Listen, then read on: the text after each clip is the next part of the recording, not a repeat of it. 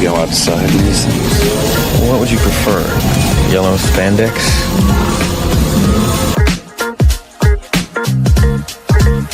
Damn!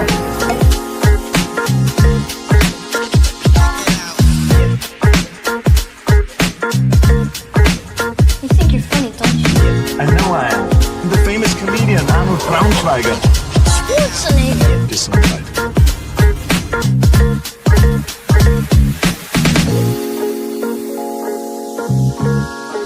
Did you see anything? No, sir. I didn't see you playing with your dolls again. Good!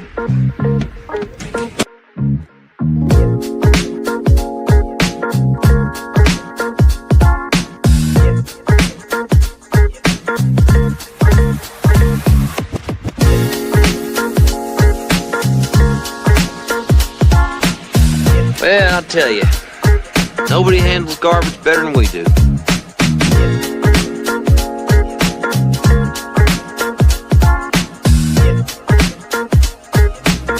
You don't remember? For you, the day bison graced your village was the most important day of your life. But for me, it was Tuesday.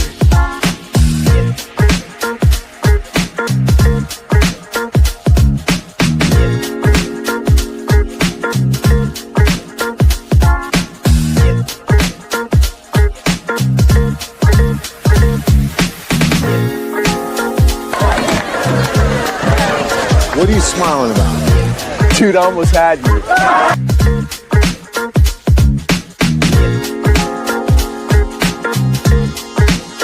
Left cheek! Left cheek!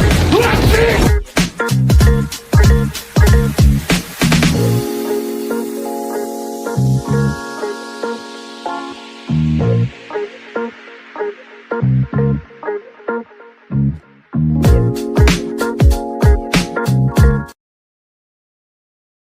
Welcome to 2026. That's right, we're in the future.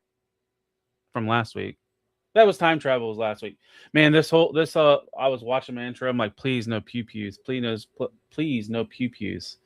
Because if you guys weren't paying attention to some other streams today, they got a little removal. So I don't know. I'm probably not big enough anyway, so I don't have to worry about it. But let's see. We got a plethora. I'm using big words of people that are joining this evening. Some were on time, some were fashionably on time. So we'll start off with first Creative Primitive. Welcome to the stream. How you doing, sir? What's up? What's up? What's up? Not much. All right. How are you doing today, sir? I'm good. I'm good. Had a busy day, long day at work. Went to a toy show. Had toy show. I heard somebody else was going to a toy show today. Yeah, somebody else was there. Yeah, some might know him as the king of giveaways. Now it seems like he's the king of Yu-Gi-Oh! He's moved on to more fucking cards. Welcome to the stream from Figure Fight Club. Or it is Figure Fight Club. Abhi! Yu-Gi-Oh! What the fuck? I'm sorry, Pokemon. There we go. It's Pokemans. Pokemon? Isn't she a streamer that's hot and then gets in trouble all the time? Well, that's Pokemon. Pokemon. Oh, my bad. Is there a hot Pokemon streamer? So you're not getting Yu-Gi-Oh cards now? No, I never bought Yu-Gi-Oh cards. Oh, okay. Yeah, they all sound the same. Hey man, listen, you can hate my hustle, but it's a great hustle. And you know, shout out to Creative, dude. He hooked me up today with a buyer of some of my cards. Yeah, I was just the middleman, man. Dude, it was awesome. He took all my magic, all that shit. $500 worth, all gone. It was great. Yep. You know, we talked about Figure Fight Club. There's somebody else from Figure Fight Club. The man who will have his audio fixed by Monday. Lou Citabase. Welcome to the stream. Lou. Monday, baby. I apologize in advance for the shitty audio. One more day to deal with it. I'm sorry. Nobody hates it more than I do. Nobody hates it more than I do. Trust me. Next up, the man who gives me beard envy and has probably better coloration in it because he's probably 10 years younger than me. Welcome to the stage. Probably 15 years. 15, 20. Yeah, no. Smudge Customs. Smudge. Can you say Welcome, that again Smudge. so I can record that and use that as like a ringtone or something? It's already on YouTube now. It's already on YouTube. You can just Oh, is it? It's real. Oh, Yeah. perfect. clip it. What up? Shit. Not much. How you doing? Peachy. Also, next up, the blues man himself, who is the king of all late night media, I guess. I don't know. Welcome, Stu Presley. Thank you very much. Welcome, Presley. Oh, Good evening, ladies and gentlemen. How are you all doing? Great. Oh, wow. Ooh, gentlemen. good to see Ooh, you, Stu. doth presume Gentlemen, too where? much. I You're in the don't wrong know who you're room. talking to, but Not these guys. I'm a gentleman. Though. It's fine. I'm a degenerate. You are Okay. not. Keep it classy. Keep it I was classy. more like a genitalia man with some of those action figures he has. balls. Cunning linguist. Dangly bits. Oh, So, 6 minutes in, and we're already Off we haven't even got on the rails yet. We're still Not boarding. everybody's even on this train yet. Yeah, we're still God introducing here. people. No QQs, but FUs. Yeah, of course. So as we always do, we invite somebody to this merry band of men on films or men's on films. He hit me up today in the comments. He's like, "Invite me, coach. Invite me." I like to Put me in. introduce Gooskell and Ebert, initial Goose. Welcome, sir. How are you doing this evening? Wrong one. Prepare for trouble. Make it double.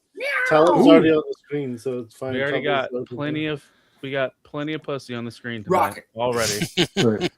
Team Rock. Did you say you needed some pew pews for the show?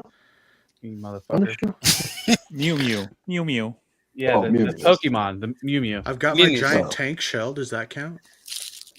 Who knows? That's nowadays? right. It all Technically, depends that's ammunition. What you need to do is find tiny little Cornhole boards.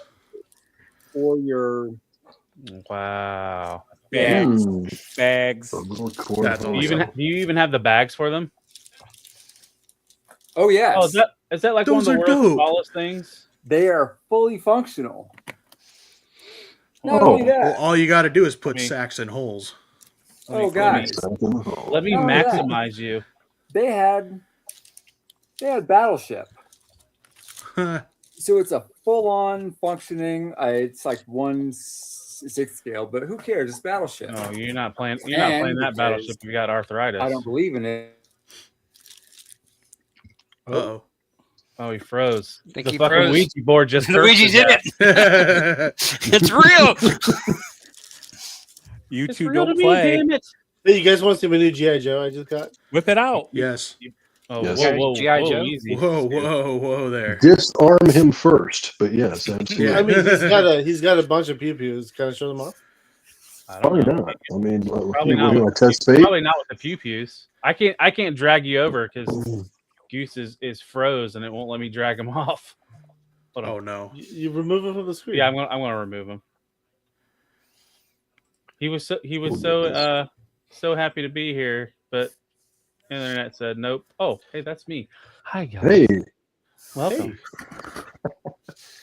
I was just kidding. I don't have any pew. I did Bro, get a new this figure. is how we're doing the rest of the show. Zoomed in on you. You don't mean, even have your mood lights on in the back, Abhi. What are you doing? It's not Figure Fight Club, bro. This is He's not Is that Okay. the only time you put the lights on? I got my lights. I got my not lights all the on. time, but I did get a new toy today. I got more toys, but apparently USPS decided not to put it in my mailbox or put it in the mailbox, but did not give me the key for it. But I did get The fat man. the Fat Ooh, Man. not a man. yeah. Not a man. Yep. I was gonna put LP's head on this and send him a picture. He thought that needs would to be be left funny. alone today. He's having it What's rough. going? You know, maybe he'll be holding a pew pew. It'll be fun. Yeah. Tell him to use that for his next thumbnail. Yep, exactly. As I get your next members only cover right here. Boom. Is he wearing a diaper? No, he has Oh. pink shorts on. Yeah. That's how I looked like before I hopped on stream.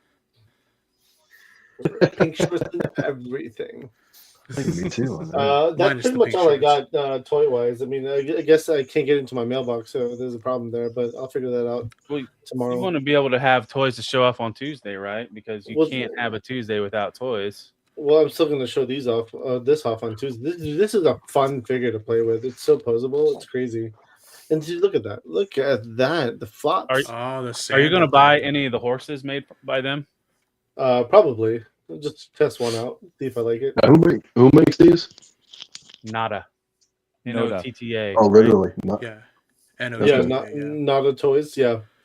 Okay. I got this today. This is dope. Along with I actually some more to pick up. Lou, you should check out their horses if you have any action figures that you want horses for, because their horses look amazing. And they're like graded $50. cards. They're really priced decent. I got these. Okay. Yeah, I'll those take a look Jamaican at that, too. proctologist cards. Why did you blow him up for that? Why did you blow him up? Tell him He's covering his face up, Lou. It's okay. you're just giving in. Not the face that's the problem with. Oh, those are graded too. So what'd you have All to teach graded. a little? All. Actually, that's what I'm saying. Like, Creative hooked me up today, man. Like, he found this vendor who was trying to buy some magic stuff, and I literally got rid of every single thing that was in my binder. I took all the magic cards, all the Star Wars stuff, all gone. He took them all. So you're saying he enabled you? He did, and I got rid of it all, and I got some cool shit out of it. So I was happy with that too, man. Like, I was so happy, like a little school kid, like happy with the fucking cards I got and some graded stuff. We had it was a fun day, man. It's always fun hanging out with the boys, you know. Yeah, I saw Ish posted some pictures on Instagram. I was looking at those earlier. Yeah, I saw those too. When I got there, it was Tristan was there, but he left to go catch a movie or something. Yeah. So. Oh, it's always fun, dude. It's always hanging out. Yep. It's fun hanging out with the boys. So Well, I know we talk movies, but we've been showing off toys, so I might as well show something off that I opened up last night after we got off the stream. And at 2 o'clock in the morning. Just a few hours ago. Yeah. Ooh. So this is the Fans Toys Galvatron Sovereign 2.0, and he is gorgeous. Like the head sculpt is just spot on. I like that. It comes with finish on 8 there. different head sculpts or 8? face sculpts that you can swap Good out. Lord. Yeah. Just The arms look a little odd. yeah, I think it's because his body's so big, the arms look small, but Yeah. like really no kibble. I mean, there's some back kibble a little bit, but there's so much stuff hiding in his legs. It's crazy how they hit all that stuff. That's Live awesome. long and prosper. And I've That's yet, right. yeah, right. And I've yet to transform him, so that's Oh, what he I gotta- transforms I gotta too? film next. Yeah, he transforms. Oh, sweet. Are you ever going to transform him? Yeah, I'd probably Once. do that. Depending on how tired I am after this. Well, I got a meal prep still. It'll either be that today, tonight, or tomorrow. Most technically, it'll probably be tomorrow by the time we're done. So, yeah, I want to get it filmed and try to get the review up by Tuesday, but we'll see. Mm-hmm. But yeah, it's, It looks good, man. The head sculpt's amazing. yeah. Oh, I'm it's glad tempting, to but finally have a masterpiece Galvatron in my collection. right. Yeah. Now, the only thing I'm missing, like new characters from the '86 movie, is I think I don't have a Rodimus. I have Hot Rod, but I don't have Rodimus. Good. Are there any good third-party Rodimuses? DX9's probably the best one. It's an Mhm. all-in-one, though. That's the only thing that's weird. His trailer actually is part of the transformation, and it actually cleans up really good. Okay. But the next one is the Takara one, and it has a lot of QC issues. It had issues with its hips. Mm-hmm. RC Yeah, kept blowing them out. Yeah, of course. That's yeah. I had seen that one in person because I was really thinking about getting that, and I saw one in person, and I said, nope. I heard the issues that it had, and then when I actually got a chance to really look at it and just kind of hold it in person, I was like, no, this is not good. Yeah, it's definitely something you just want to keep in store, like just displayed in robot mode. Yeah, they need to. Takara needs to go back to the well and from the ground Well, up. Fix models. I wish they would, but I think this whole MPG push, they're not going to. Right. They're going to repaint. They're going to repaint and redo molds over, and Abhi's falling asleep during Transformers talk.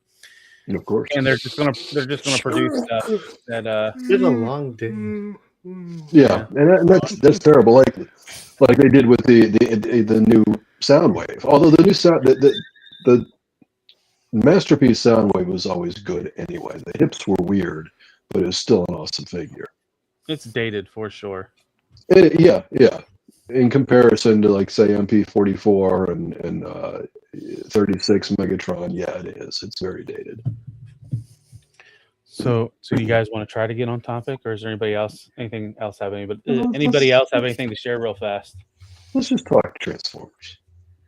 No, what was that, Stu? It's sort of a Transformer. It's a battle beast. Oh, Yeah, technically, it's part of Transformers lore. I am a walrus. Cuckoo, cachoo. I was going through some other. I was putting away my parts from the Secret Santa. HGC gave me a War of Cybertron Earthrise Snapdragon. Oh yeah. And that's a really cool figure. And then of course, now I'm like, damn it! Now I'm going online looking at different ones to pick up. But that Snapdragon's really cool. I only transformed into the ship mode. I saw the your Godzilla guy, mode kind of sucks. Yeah, Patriot Prime did a great. I had to follow along because reading those paper manuals like how to transform it doesn't help at all. Like I can't. So seeing someone do it helps out. But he said the Tyrannosaurus or whatever. Yeah, had no interest in trying to. Now you need to find his buddy Ape Face, the other monster bot triple changer. Not really. 8 Faces. Yeah, it was not too bad. 8 face, like the number 8, or 8, like an. Oh, okay. It's a gorilla. It's a monkey. Because he's a triple changer as well. He turns into a gorilla robot. Yep. Sorry. Abhi's favorite movies. It is, minus that noise. That poor. I guess the poor. Do you do a better? Do you do a better ape noise? That was a caricature of the ape noise. That wasn't a real ape noise. It wasn't good though. It was just. I am not going to do it. No. It was the greatest ape sound in the world. It was just a tribute. Just a tribute. Exactly. I can't do the actual ape noise.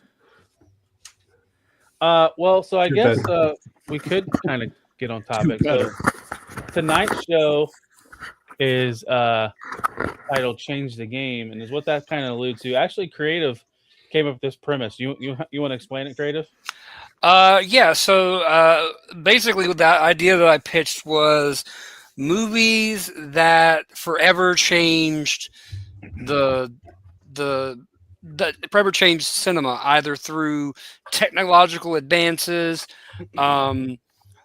ways of cinema or techniques in cinematography, movie first, like started like the beginning of a whole movement of movies, anything like that.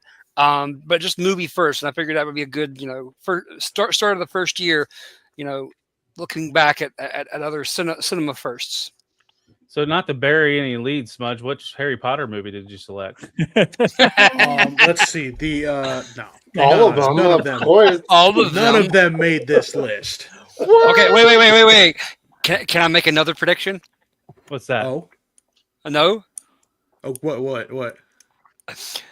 Or do you want to just type in the chat, in the private chat? Oh no, go for it. Is Lord of the Rings on your list? He can lie. It wasn't initially, but now it is. As an honorable mention, I think it's one of the best trilogies out there. We have to like do it as a bit every week. Like have. Oh yeah. Figure out how to do Harry Potter or a Lord of the Rings movie. Wait, I blame Frankie for this because he started that. Well, Creative, since it was your topic idea, you want to do the first movie? Sure. I'm gonna go with this is gonna be an obscure one. Okay. Well, the movie's not obscure, but the reason for my nomination is going to be some obscure movie trivia. But Mary Poppins. Okay. First acid trip movie on film. No. Mary Poppins actually developed a new technique in filming that has never been able to be recreated. It's called the sodium vapor bulb. It's a way of getting like the green screens. You ever wondered how the green screens in Mary Poppins were so crisp for something back in the day? Right, yeah. And there's no motion blur. There's like literally 100% like true to, because they didn't use green screens. They used the sodium vapor bulb. And what it does, or the sodium vapor lens, and it splits the shot into like two spectrums of light. And because they do that, the backdrop being, anyway, long story short, it's a technique that's never been able to be recreated because the lenses they had to use to make it were so expensive and couldn't be recreated. And they probably have found better technology by the time. Well, and then green screen took over, and it was a whole lot easier to do. But there are things that were done in that movie that green screen has never been able to recreate, no matter how far along, without using like full-on CGI. Gotcha. Okay. Very cool. Supercalifragilisticexpialidocious. Supercalifragilisticexpialidocious. Sorry, I like the theory that she's the same entity like Pennywise, except she feeds on joy. I thought that was a wild theory. I was like, dude, that's crazy. Like that could be another discussion, like crazy film theories.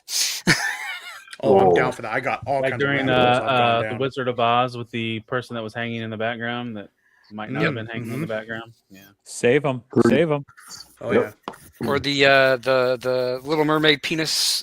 No, that's legit. That's legit. Yeah, that was a there was a lot of penises in Disney animation. Oh yeah. My animation, my parents had that whole library of all those VHS tapes, and they still have it. They have that one. Yep. With the Sitting on a gold mine. Yep. All right. Abhi, would you like to go next, sir? I would, sure. Iron Man. Motherfucker. On my list. The kickoff of the MCU that changed everything.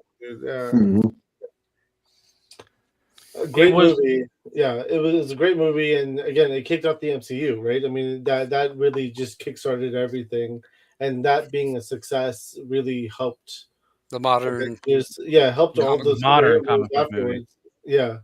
Helped everything be a success until it turned into shit. So after Endgame, yeah. That and it turned an indie film into like a big budget movie almost. It had an indie film feel, but big budget at the same time. But it didn't really have as big of a budget compared to some later Marvel movies. But no, it wasn't proven.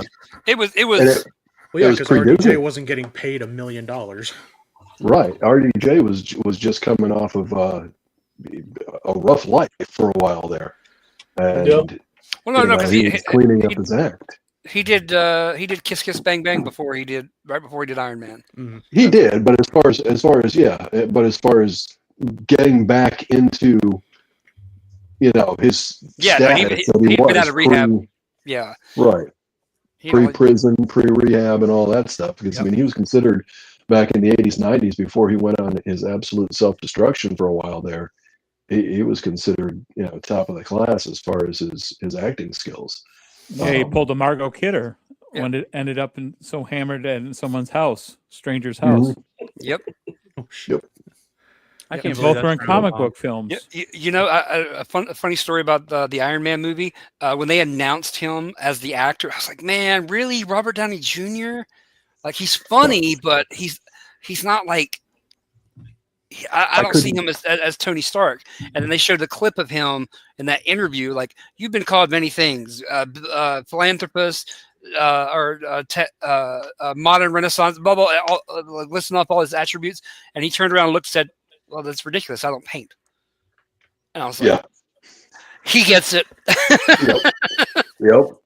I was always a huge fan of Robert Downey Jr., but. Again, the same thing. When they announced him to be Tony Stark, I didn't see it, and I'm like, I don't see this. I don't know. I could see other people doing this, but I think he nailed it. I think Michael Keaton got the same scrutiny when he was casted to be Bruce Wayne Batman. Yep. He did. Before that, he was right. he was doing all comedies. Yeah. Hey, he's Mom, stand up. yeah, people like Mr. Mom's Batman. Fuck that. Mr. Mom, Duplicity. Yeah. Anyway. Oh, it was long before Duplicity. You mean multiplicity? Multiplicity. Yeah, Multiplicity. That's the one. But Gung Ho. I feel like you need to say it one more time. Multiplicity. Thank you. Multi-meal. Drink more Multi-pass. Multi. Multi-pass. Smudge. What's your Oh, is it my first turn selection? now? Yeah. My first pick is Harry Potter. No, I'm just kidding. I'm gonna argue, Abhi, and say that this movie is the one that kicked off the Marvel movies. Blade. Fuck you guys! God damn it! Stop stealing my shit! Blade was an amazing movie, but I don't think it kickstarted the Marvel side because there was such a big gap. There was such a huge gap between the movies. I think let people know that comic book movies can be made popular. Blade, Well, like the crawl before Iron Man's walk. I liked Daredevil with Ben Affleck. I mean, a lot of people didn't like that movie, but I actually enjoyed it a lot. So yeah, I mean, a lot of people got horrible ratings. I thought it was a great movie. I mean, yeah, that was Ben Affleck's origin for Batman. Was that Daredevil movie? Yeah. I thought it was a great movie, and I think he did a good job. So, I mean, again, Blade was a great movie. I liked at least 1 and 2. 3 was, yeah. I will say that aside from a few like previous installments that are going to be on my list, I think Blade might have been like the first time anyone made a movie about a comic book and said, "Oh, we can be edgy." Yeah. Exactly. Yeah. Mm-hmm. Like it can be some serious storytelling here. Yep. And another very quotable movie that I want to do a show on quotables. Motherfuckers always trying to ice skate uphill. Ice skate uphill. that opening bloodbath scene and the techno song that's playing. The Fang Club looking at place. I worked at the movie theater when that movie was out, and I would go up in the projection booth and just listen to that opening techno scene over and over, like every single showing in the projection booth. Yep. I mean, you got to think like what that did for just comic book movies, but just think we want action figures of that so badly just because of where it gets a lot of our fandom. Yep. Oh yeah. Yep. And we're not getting it. I think there's a third party doing a Blade that's up on like Gundam, but I mean Hasbro hasn't done it. I mean, there's that tease. We saw that 5K did the Old Man Blade. Yeah. And Marvel Legends just showed off, what was it, last month, that Deadpool Wolverine version, but he looks fucking weird in the face. Yeah, the face is a little awkward. It's a little weird looking. He's a little too bug-eyed, and we need vintage, younger Wesley Snipes with the always trench bet on coat. black. Mm-hmm. Another good quote from a Wesley Snipes movie. All right, Lou, what's your first one? All right, since it didn't get hit yet, so I might as well pull it out. Star Wars. Don't pull it out. Star Wars, yes, on the list. Star Wars. Yep. And the whole franchise. In particular? Star Wars. Star Wars. Oh, New Hope. It wasn't A New Hope when I saw it first time. But yeah. But anyway, but Star Wars, at a time when there was a lot of sci-fi movies, sci-fi this, that, the other thing, but none of them ever pulled off what Star Wars pulled off. Yeah. And they were just it was they were all kind of hokey. The special effects were rough. You could see the strings. Flash Gordon was hokey and rough? No, Flash Gordon was after Star Wars. Flash Gordon was 81. Yeah, Flash Gordon came out in 81. 70s. Okay. I think it was 81. I have to check. I think it was 81. I'd have to check that one for be sure. But I know it was after Star Wars. You had It was Buck after Star Wars. Rogers. You had all kinds of other sci-fi Right. stuff. Right. And most sci-fi was also considered B movies. You didn't have very good acting. Yeah. There was very few and far between that they were that epic and could pull off the special effects alone of what they did. Then you've got the soundtrack, John Williams. We can say what we want. Again, in hindsight, here we are, 40 some odd years later. We can pick on this and pick on that because we've seen it a million times. But when it first came out, it was absolutely game changing for everyone. And then every studio was scrambling to get their next Star Wars in production. So you had the Buck Rogers in the 25th Century that they did the movie to start the TV series, Battlestar Galactica, and both of them used people that had worked on the special effects for Star Wars. So it stepped up the game universally for any kind of big budget or sci-fi movie. I mean, it founded ILM. So how many movies use ILM? Right. What was the other things? The sound. What's Dolby Digital. THX. THX. Yeah, 1138. Mm-hmm. Which was So I mean, yeah, that's my first one. It's definitely had a lot of clones for sure. Once Star Wars hit, I mean, I don't remember the say? craze of Star Wars, but you know about it. It's been talked about. I mean, just the cultural significance of Star Wars. Like, I think it's like number 2 on the most recognizable brands, or actually maybe number 3 on the most recognizable brands in the world. Yeah. So do you guys think they should have? It would have been in a better place if we would have stopped at the main trilogy, or do you think with all the other stuff that's been pumped out of Star Wars, it's in a better place? I think the sequel trilogy was the mistake.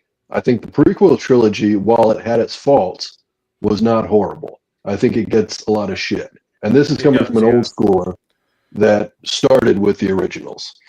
Well, and the prequels was always part of George Lucas's dream, right? It's not like those came out of nowhere. Where the sequels were loosely part of his dream too. He talked about it numerous times, but what we got was nothing like what George had in mind. Number one, yeah, right, and also what we got was an argument between multiple directors as to the direction without any real plan put in effect before they started. I think corporate was too involved in that one, and by corporate, Disney. Yeah, too many hands in the cookie jar. I mean, Star Wars, honestly, I think was. I'm not saying that Disney has done it dirty, but because there have been some good Star Wars films under Disney's leadership. Agreed. Well, they've definitely tried to milk that bowl for sure. Yeah, I mean they're getting their returns on buying that out. But like there was so much story left in Star Wars before they reset the canon. Like the whole expanded universe of like the books and stuff like that, the comics, the novels, all that stuff. Like even some of the, like the video games, like are amazing stories that would make infinitely better productions than some of these movies that we're getting.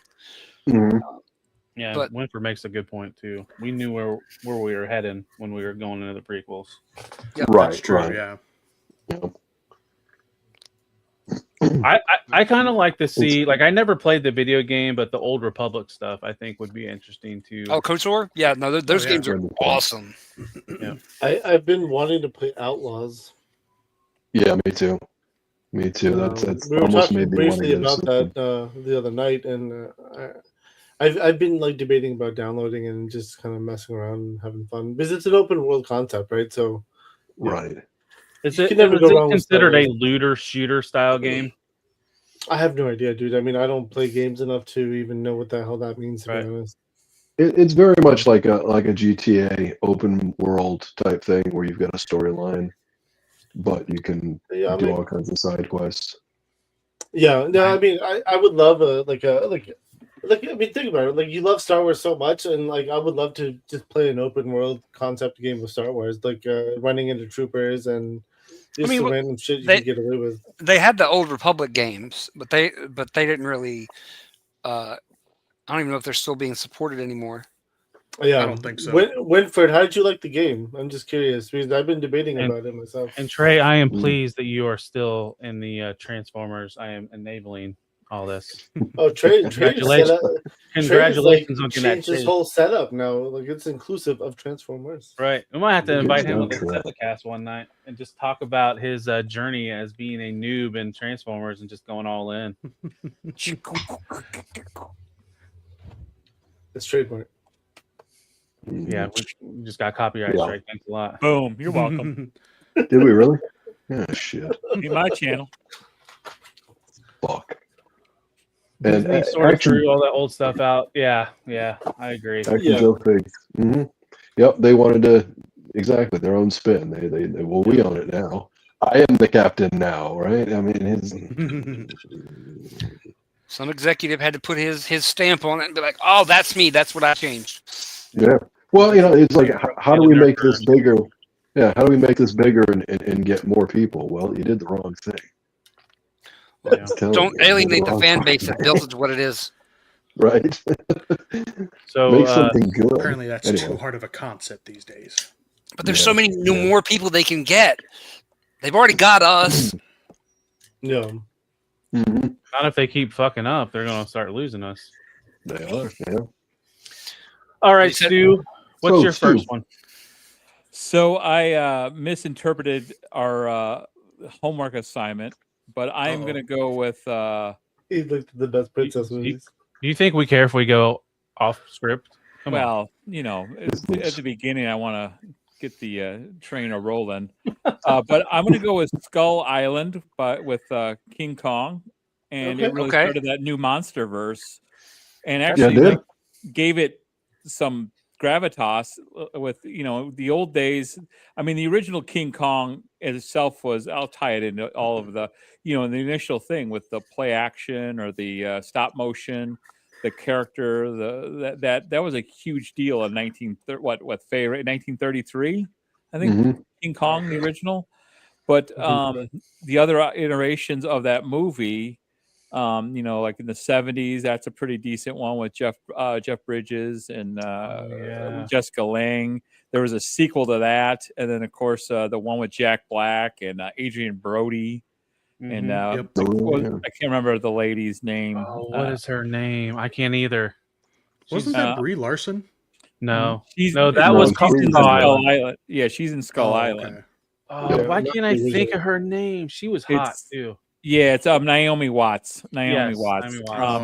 But the Skull Island, like again, he brought with the Godzilla, and then Kong versus Godzilla, and even on Apple TV, I know Monarch.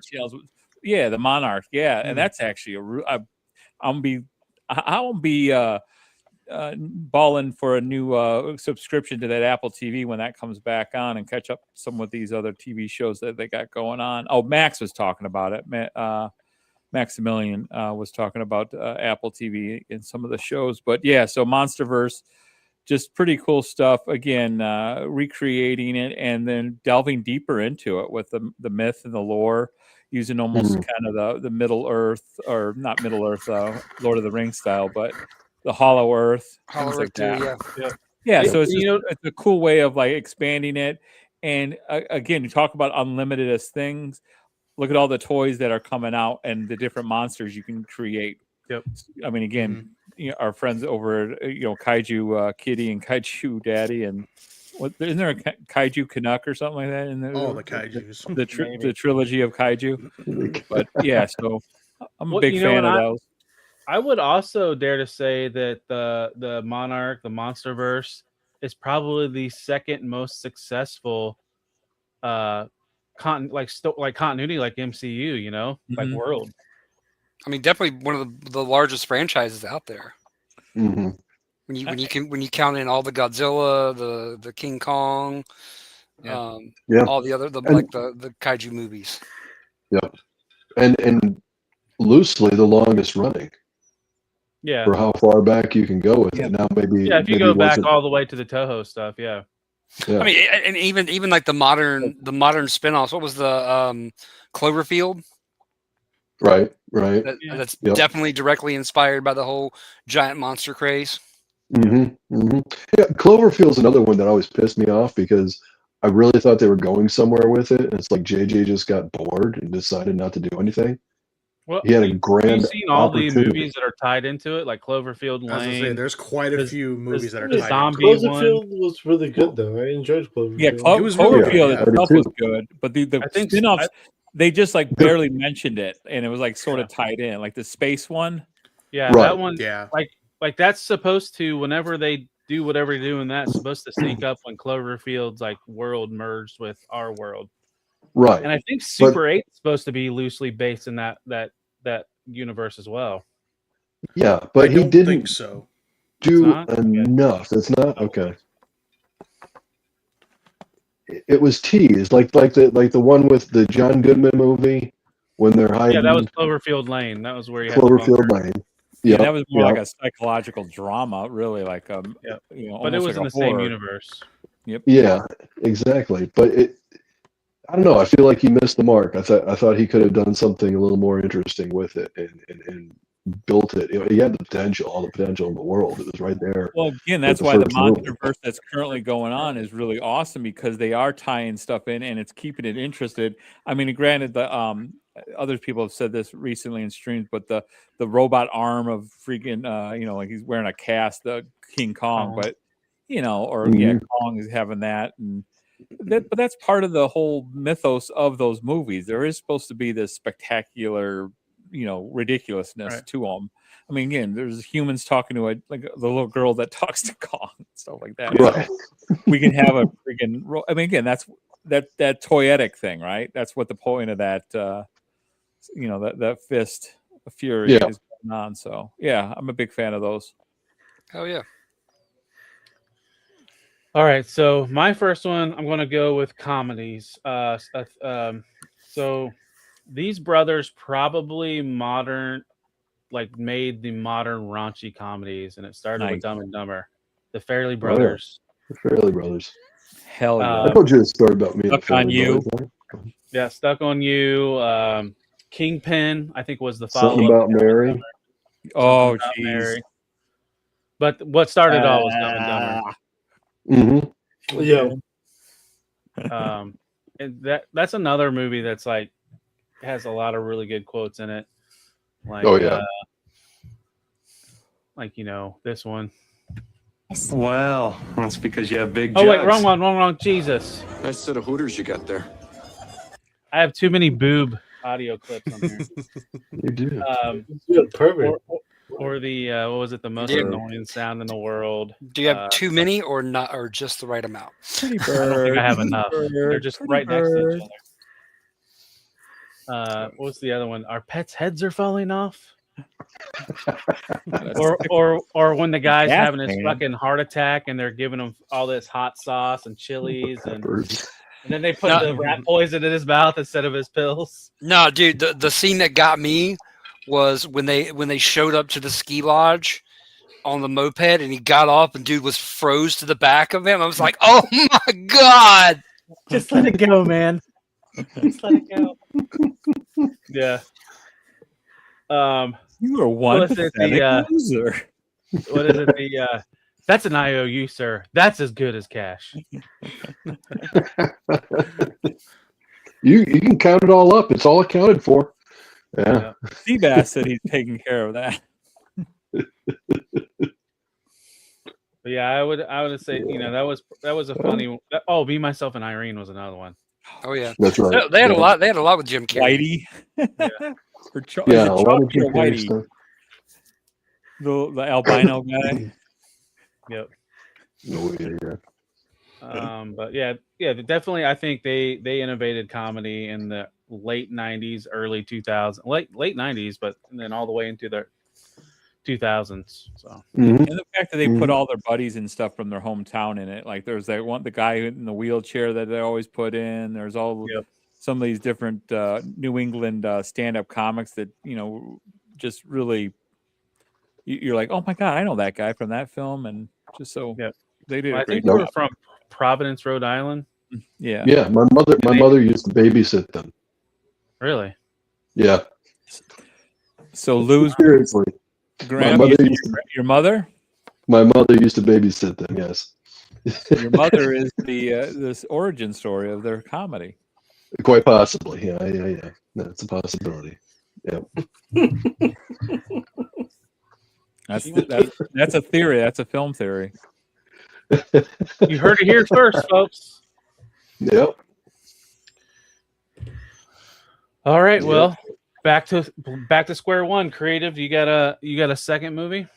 Oh, I got a whole list, but I'm gonna say this one changed, or it did a couple things. It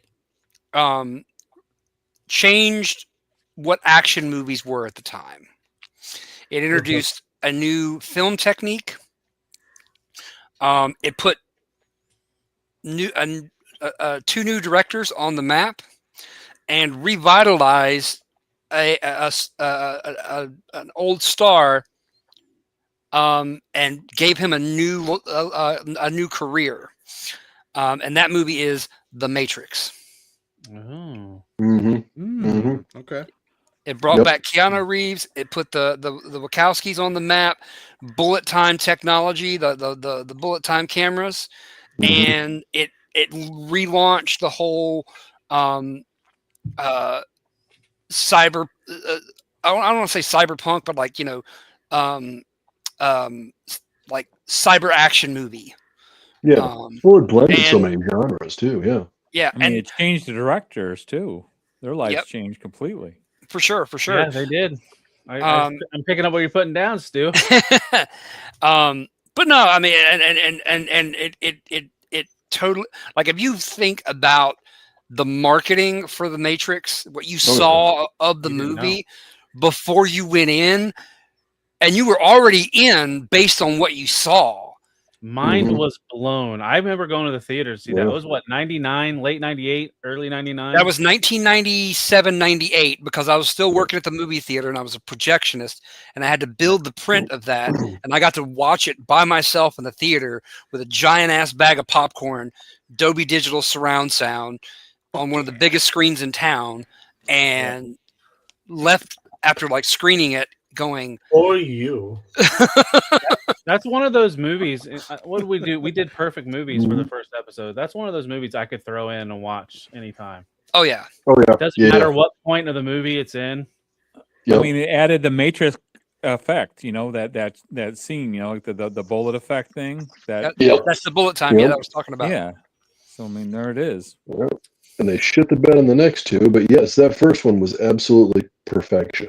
And just think about the social tone that it describes in that movie. Like what up, Justin? It follows suit really well right now.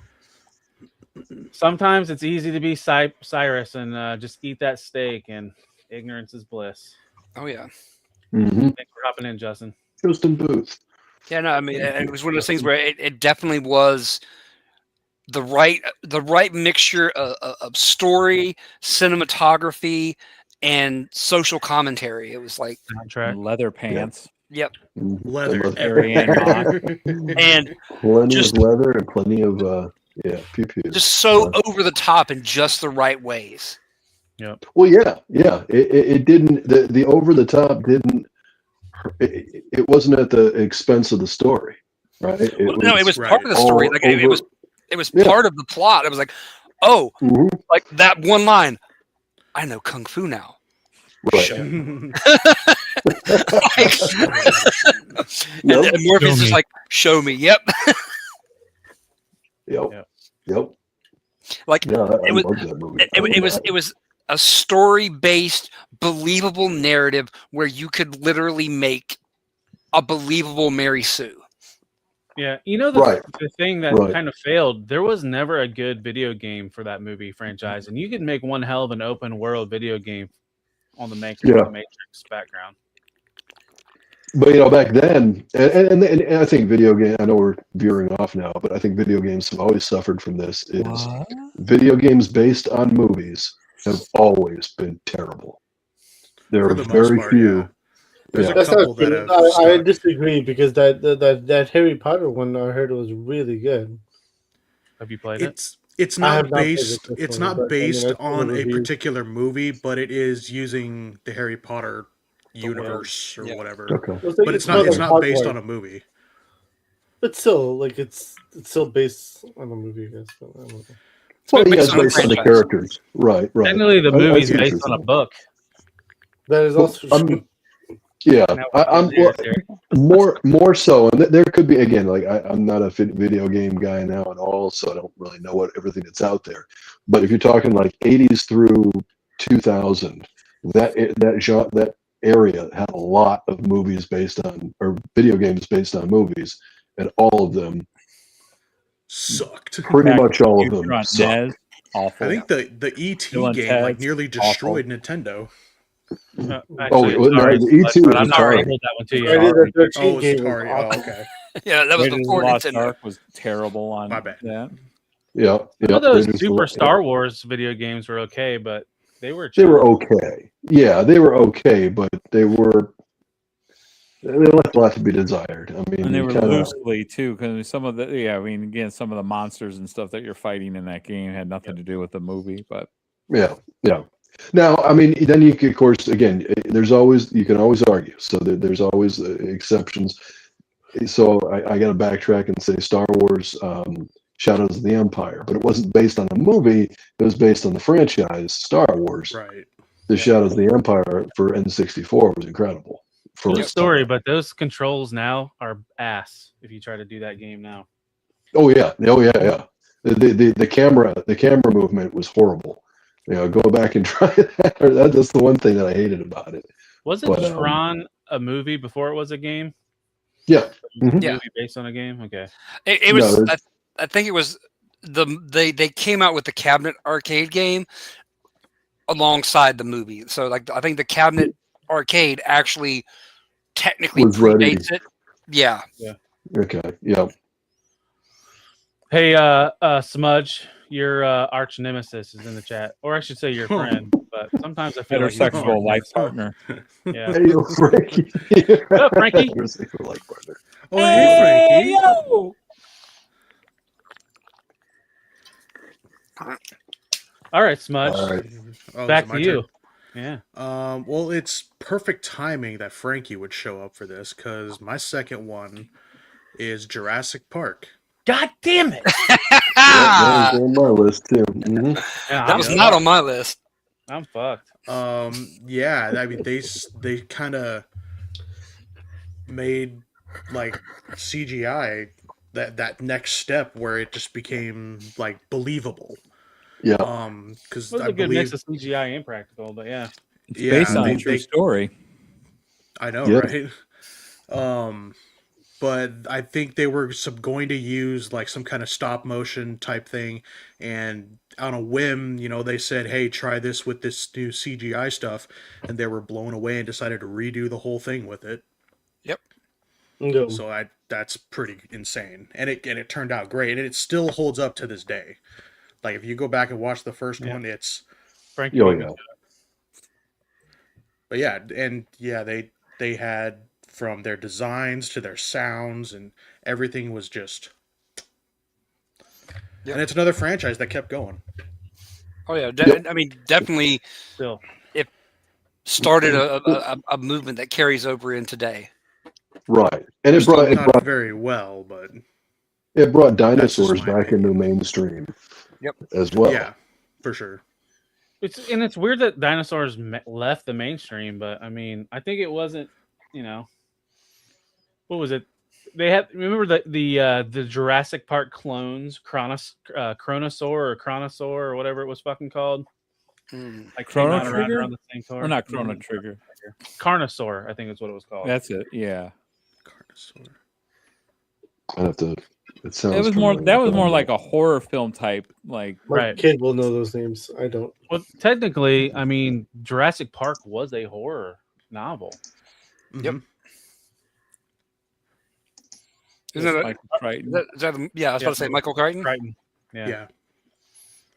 Try reading that as like a 10 or 11-year-old in 5th grade, and Oh God. because I remember for Christmas I got a 4-book set. It was Michael Crichton's 4 books. It was Yellow. Jurassic Park, The Sphere, Rising Sun, and I forget what the 4th book was. But, Andromeda Strain. Maybe Andromeda Strain, or maybe Eaters of the Dead. Which Oh, was that's a Viking one, isn't it? yeah, the 12. What's the movie called? 13th Warrior. 13th Warrior. Yeah. Yep. Antonio Banderas. Yep. But I, as a 9 or 10-year-old, shouldn't have been reading Rising Sun. It's a lot more graphic than the movie. Yep. Yeah, 1993 when that came out. I remember, that was the same year as Pulp Fiction, right? Did Pulp Fiction come out the same? Pulp Or was that Fiction 94? 95. It was because I remember it was in the theater the summer in 96. Wait, 95 or 96 was Pulp Fiction because I remember I saw it in the theater and I lived in Georgia and I moved here in 95. Okay. That's all I remember. Jurassic Park, I think, was the year we graduated high school. Then 19, or Yeah. me and you, Lou. Yeah. You 50, Yeah. I think, as well. So 93. 93. And just remember, it just was like, whoa, this is amazing. Oh yeah, yeah. And like I said, nowadays, I mean, you get to a certain point where it's like it kind of loses its spectacle. But some of the younger kids now are loving that stuff. But I love those dinosaur films. Yeah, and you see, and that's the thing too, because you just touched on something. You know, certain films wow us when we were young, but over time, with advances and everything, they don't necessarily wow the next generation. And Jurassic Park's one of those that does, and it continues to wow the next generation that sees it. Well, That's impressive. Like what I mentioned earlier, I think that how they didn't use too much digital effects and still use practical effects. I mean, because that T-Rex was a fucking life-size T-Rex on set. Right. Yeah.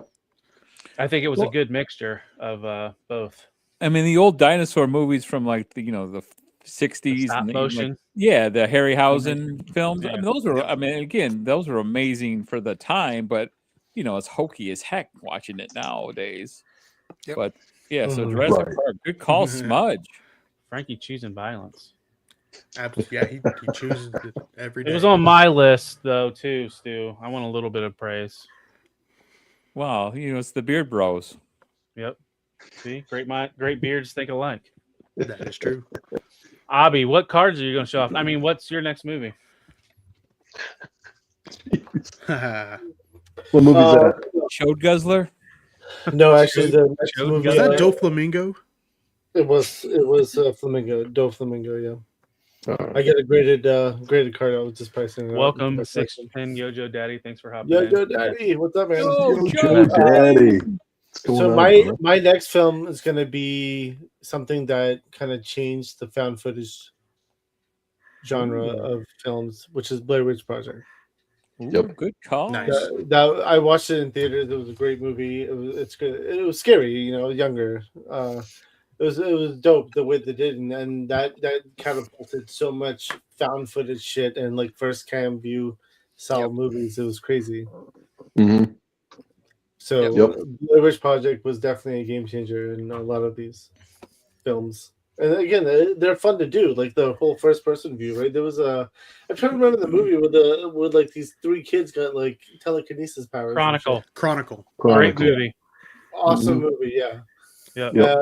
That was another one that I really enjoyed a lot. But Was that again, Josh Trank, I think, was the director? Fuck if I know, but VHS was another good one. VHS was another good one, yeah. But all these movies, That's like, one with all Dexter's that- sister. Yeah, I think so. But Carpenter, right? Jennifer Carpenter. Yes. Yeah, but all this was catapulted by Blair Witch Project, right? Because that was the first that did it, and it was awesome. Yep. They did such a good job. Yep. Yeah, Blair Witch. Well, you're right. It was the first that did that single camera first person perspective, The found lowest footage. probably budget in any major film in a way, and did it so Right. good. Well, Yep. Unknown actors. It was Sadly, it was he was the first person to die, Frankie. Yep. It was a new take on obviously the horror genre, where the limiting the narrative perspective from just what that camera saw and what was recorded on that film. So like if you had no other perspective, no other context, what was happening, but what was recorded on this VHS. Yeah, on this what was the other one? The Paranormal Activity. Yeah. Yeah, that was good. They did like 30 of those, right? They did so many that the Wayans brothers did a parody. Dude, yeah. Just what was the one scene where it was a certain type of party? Yep. Say it. It's all right. I'm good. I don't want my card taken away. Did that Blair Witch chick? Was it Heather Donahue? Wasn't that her name? The actress. Did she do anything else other than that movie? I honestly don't know. The Blair Witch. I have no idea, to be honest with you. That's an IMDb question. Abhi, you don't know? She was kind of low key cute. Yeah. I'd agree with you. Sexy, if dare I say. Was that the one that had the close-up view and the snot running down her nose that everybody parodied of? Oh yeah. Mm-hmm. You like that? You mean the one that's on the movie? Sneeze fetish? The ones that's on the movie poster? Right. Yeah. Yeah. Mm-hmm. Let's see if she did anything else. Fetish. Oh, he likes that. Frankie's trying to debate you, Abhi. Actually, I don't know. Mainstream, maybe. Mainstream. It sounds like a movie Abhi would watch. Genre. It's not familiar, to be honest with you. Oh no, yeah, she's done some other stuff. She's done Boys and Girls, Outer Limits. The TV show, like the revamp of the TV show. She's done some TV stuff. Looks like. Gotcha. Mostly TV stuff. Okay. All right, Lou, what's your number 2? All right, so this is going to go way out of left field, and I'm pretty sure none of you guys have this on your list, so I'm going to use it now. Swing and a miss. Just a little outside. Twins. Arnold Schwarzenegger and Danny DeVito. Okay. And here's why. It was the first time you had a mega action star in a comedy, performing in a comedy like he did. You never would have seen, up until then, there was no expectation of seeing somebody like Rambo or the Commando or, Chuck Norris in an actual comedy film. So that's where I'm saying. So he kind of opened the doors. All right, and you guys can tell me I'm wrong. I could be wrong. Who knows? No. That's what I remember when it came out. It was a big deal in the fact that Arnold Schwarzenegger starring in a comedy, and it was a good comedy too. That's the thing. Yeah, it wasn't a shit movie, and he played the part real well, and it opened the doors for him to pursue more comedies and other action actors to have opportunities at something other than an action film. Is Frankie alluding to Suburban Commando? I don't know if that was before Twins or not. Yeah, I don't. That was after. That was after. Because Hulk Hogan's first film was Rocky was 3, technically. If my memory serves me correctly, and Suburban Commandos 91. If my memory serves me correctly, Suburban Commando trailer was on the Teenage Mutant Ninja Turtles 2 VHS. Could have been. That wouldn't surprise me. Like at the beginning, when they used to have trailers. Like when they used to do trailers on VHSs before. Yeah. I missed that. Yeah. It's still we'll allow it. Popcorn days. I only have 2 on my list, and one of them I don't even remember why I wrote it down on my list. So. So wait a minute. This is your show, man. Yeah, I had more on my list, and all you motherfuckers have been taking them. So. Oh, okay, fair. All right. Yeah. Same here. Unfortunately, Frankie, was Friday the other trailer that was on TMNT, or was it something else? I remember there was 2 trailers. Friday. I know wasn't on Suburban there. No Commando way. was one of them. I can't remember what the other one was because they were both of them were New Line Cinema movies. Friday hadn't been out yet. Friday was mid '90s, wasn't it? Sneaky in the house. What's up, What Sneaky? year Friday come out? What's going on, Sneaky? Friday What was year like Friday might have been like 97, 96. So okay, it wasn't Friday. I might have to Google. 1995. Friday was 95. There was another like DVD or VHS that I had that Friday was the trailer of. Maybe it was it Mortal? No, not Mortal Kombat. I'm trying to think of New Line Cinema movies. Mortal Kombat. All right, Stu, what do you have? I will go with the summer blockbuster making it a big thing. The little movie called "We're Gonna Need a Bigger Boat," Jaws. Nice. And, I mean, just that changed the game for things. I mean, that became the summer blockbuster. That's why you had movies for a long time being released for that summer. Also, the first film to gross $400 million in the box office because it was on my list. I mean, again, it's Steven Spielberg. I mean, helped establish him as a director. Because of the hit of that film allowed him to make other films post that. So they gave him the gravitas to make his films. It also spawned an entire generation of people afraid to swim in the ocean. And what's a great thing about Jaws too is because it allowed his buddies Zemeckis and was it Kasdan?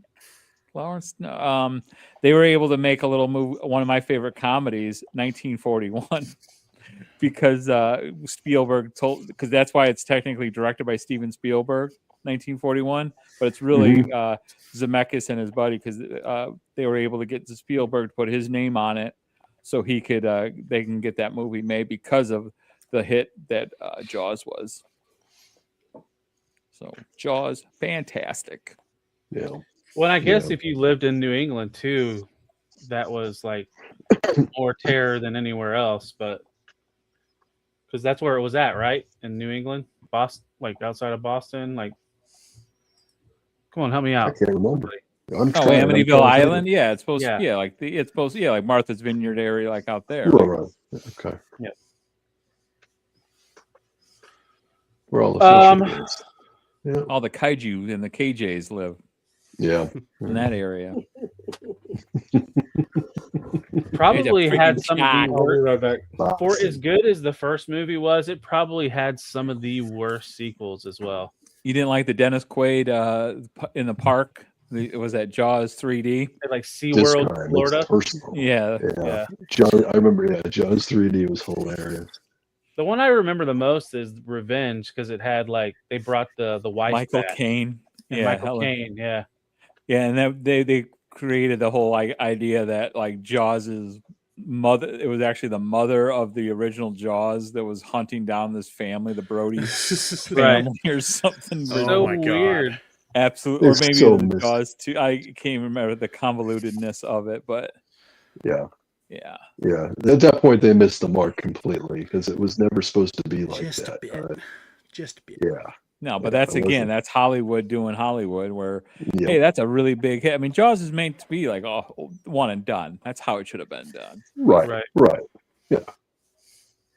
Jaws had a brother. His brother's seeking revenge. Jaws hard.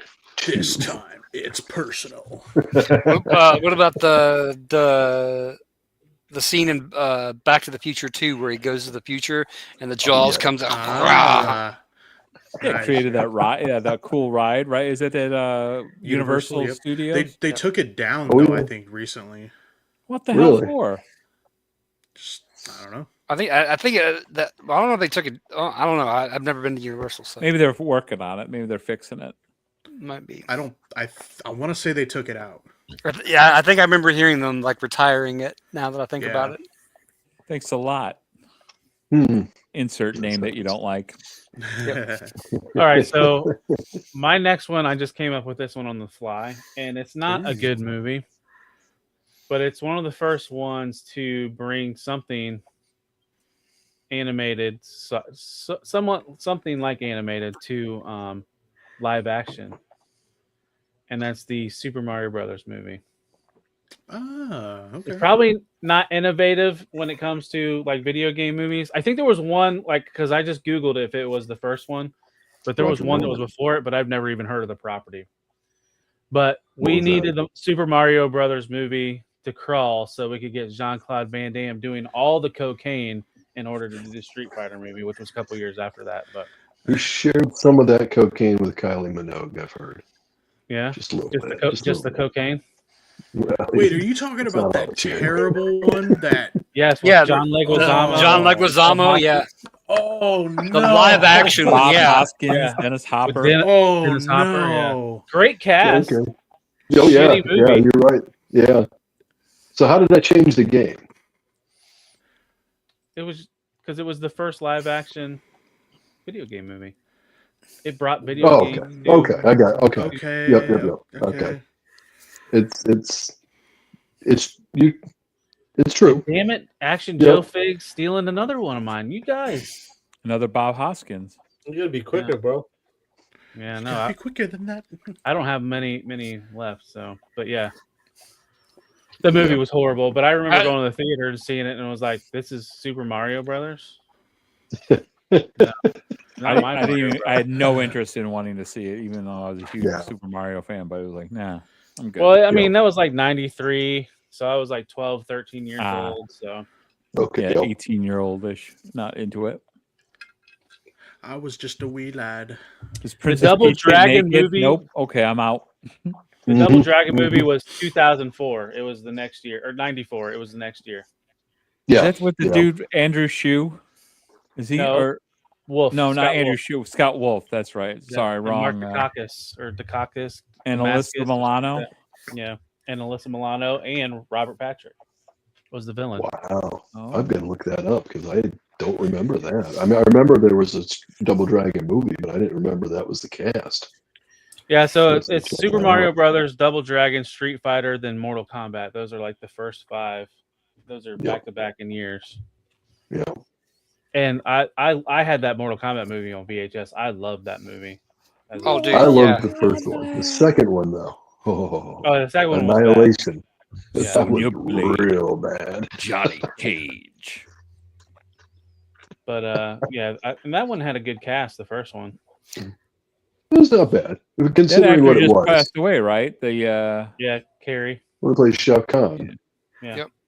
Your sword is mine. Hell yeah. All right, creative. What do you got next?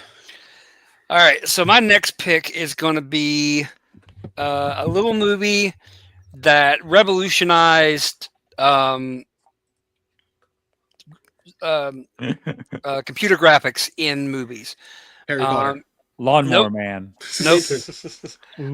It stars. It has a pretty well-known cast, but maybe not ones that you would think of starring in like a major motion picture. Guys like Jim Varney, Don Rickles, Tim Mr. Allen, and Lippet? Tom Hanks. Oh, Toy Story. Toy Story, the first fully CGI movie. Yeah. Good choice. Okay. Mm-hmm. Yep. That opened up an entire John new world. Ratzenberger. Yep. Yep.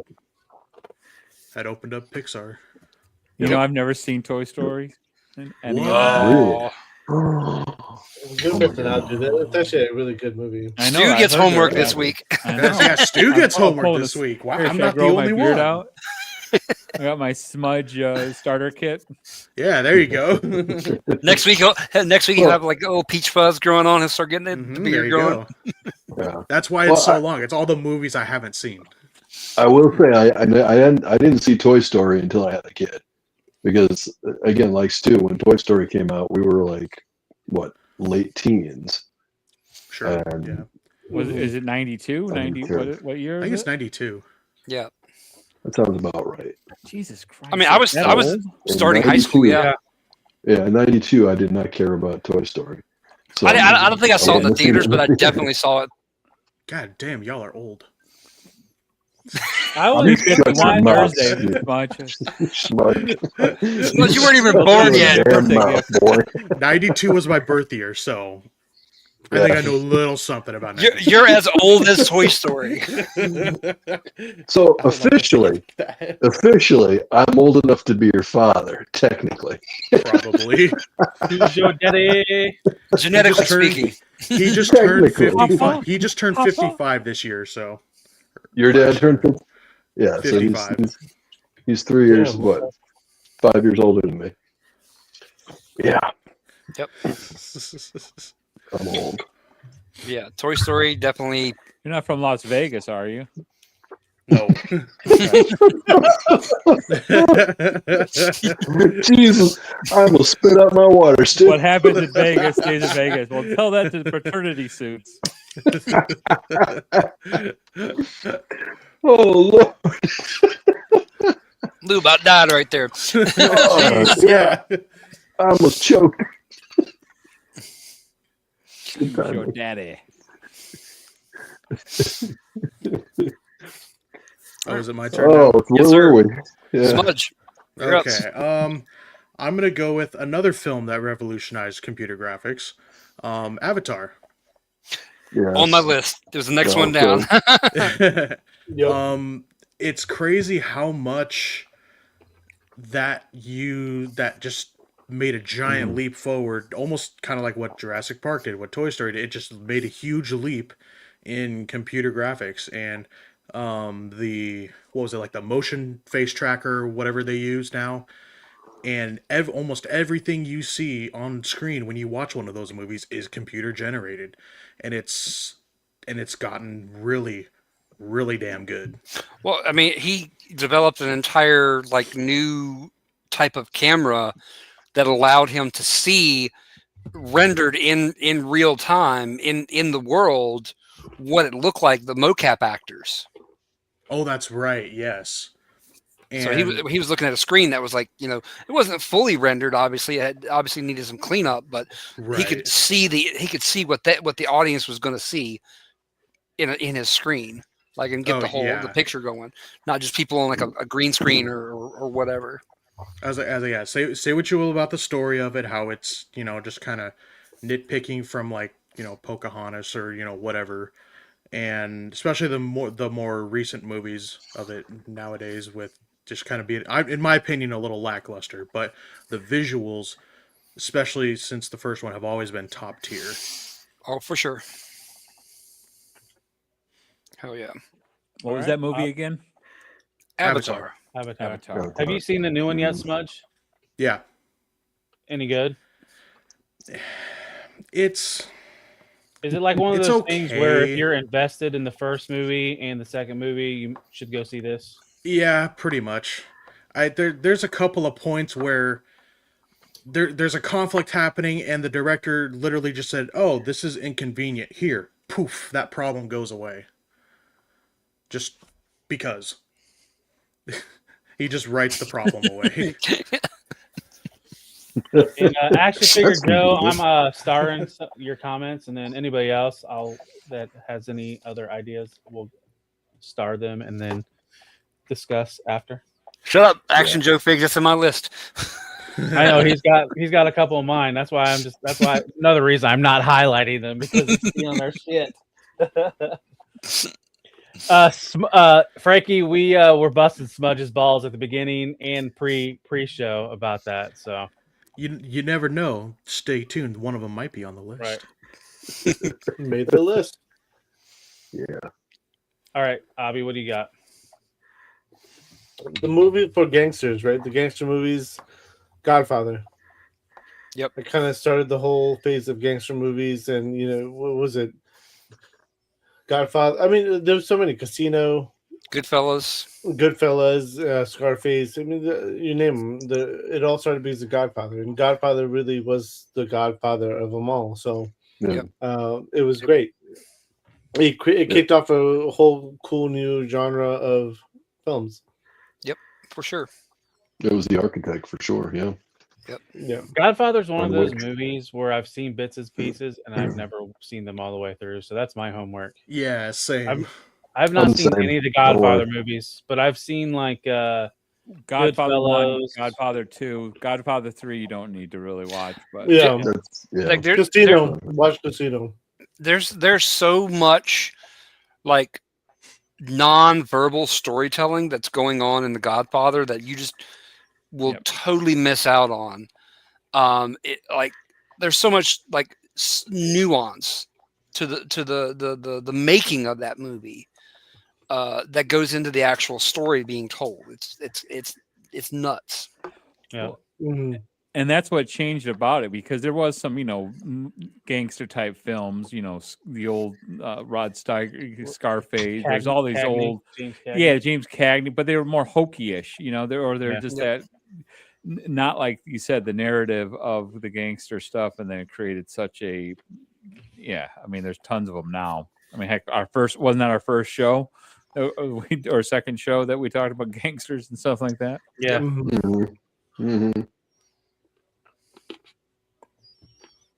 Abhi's not that old. He don't remember that.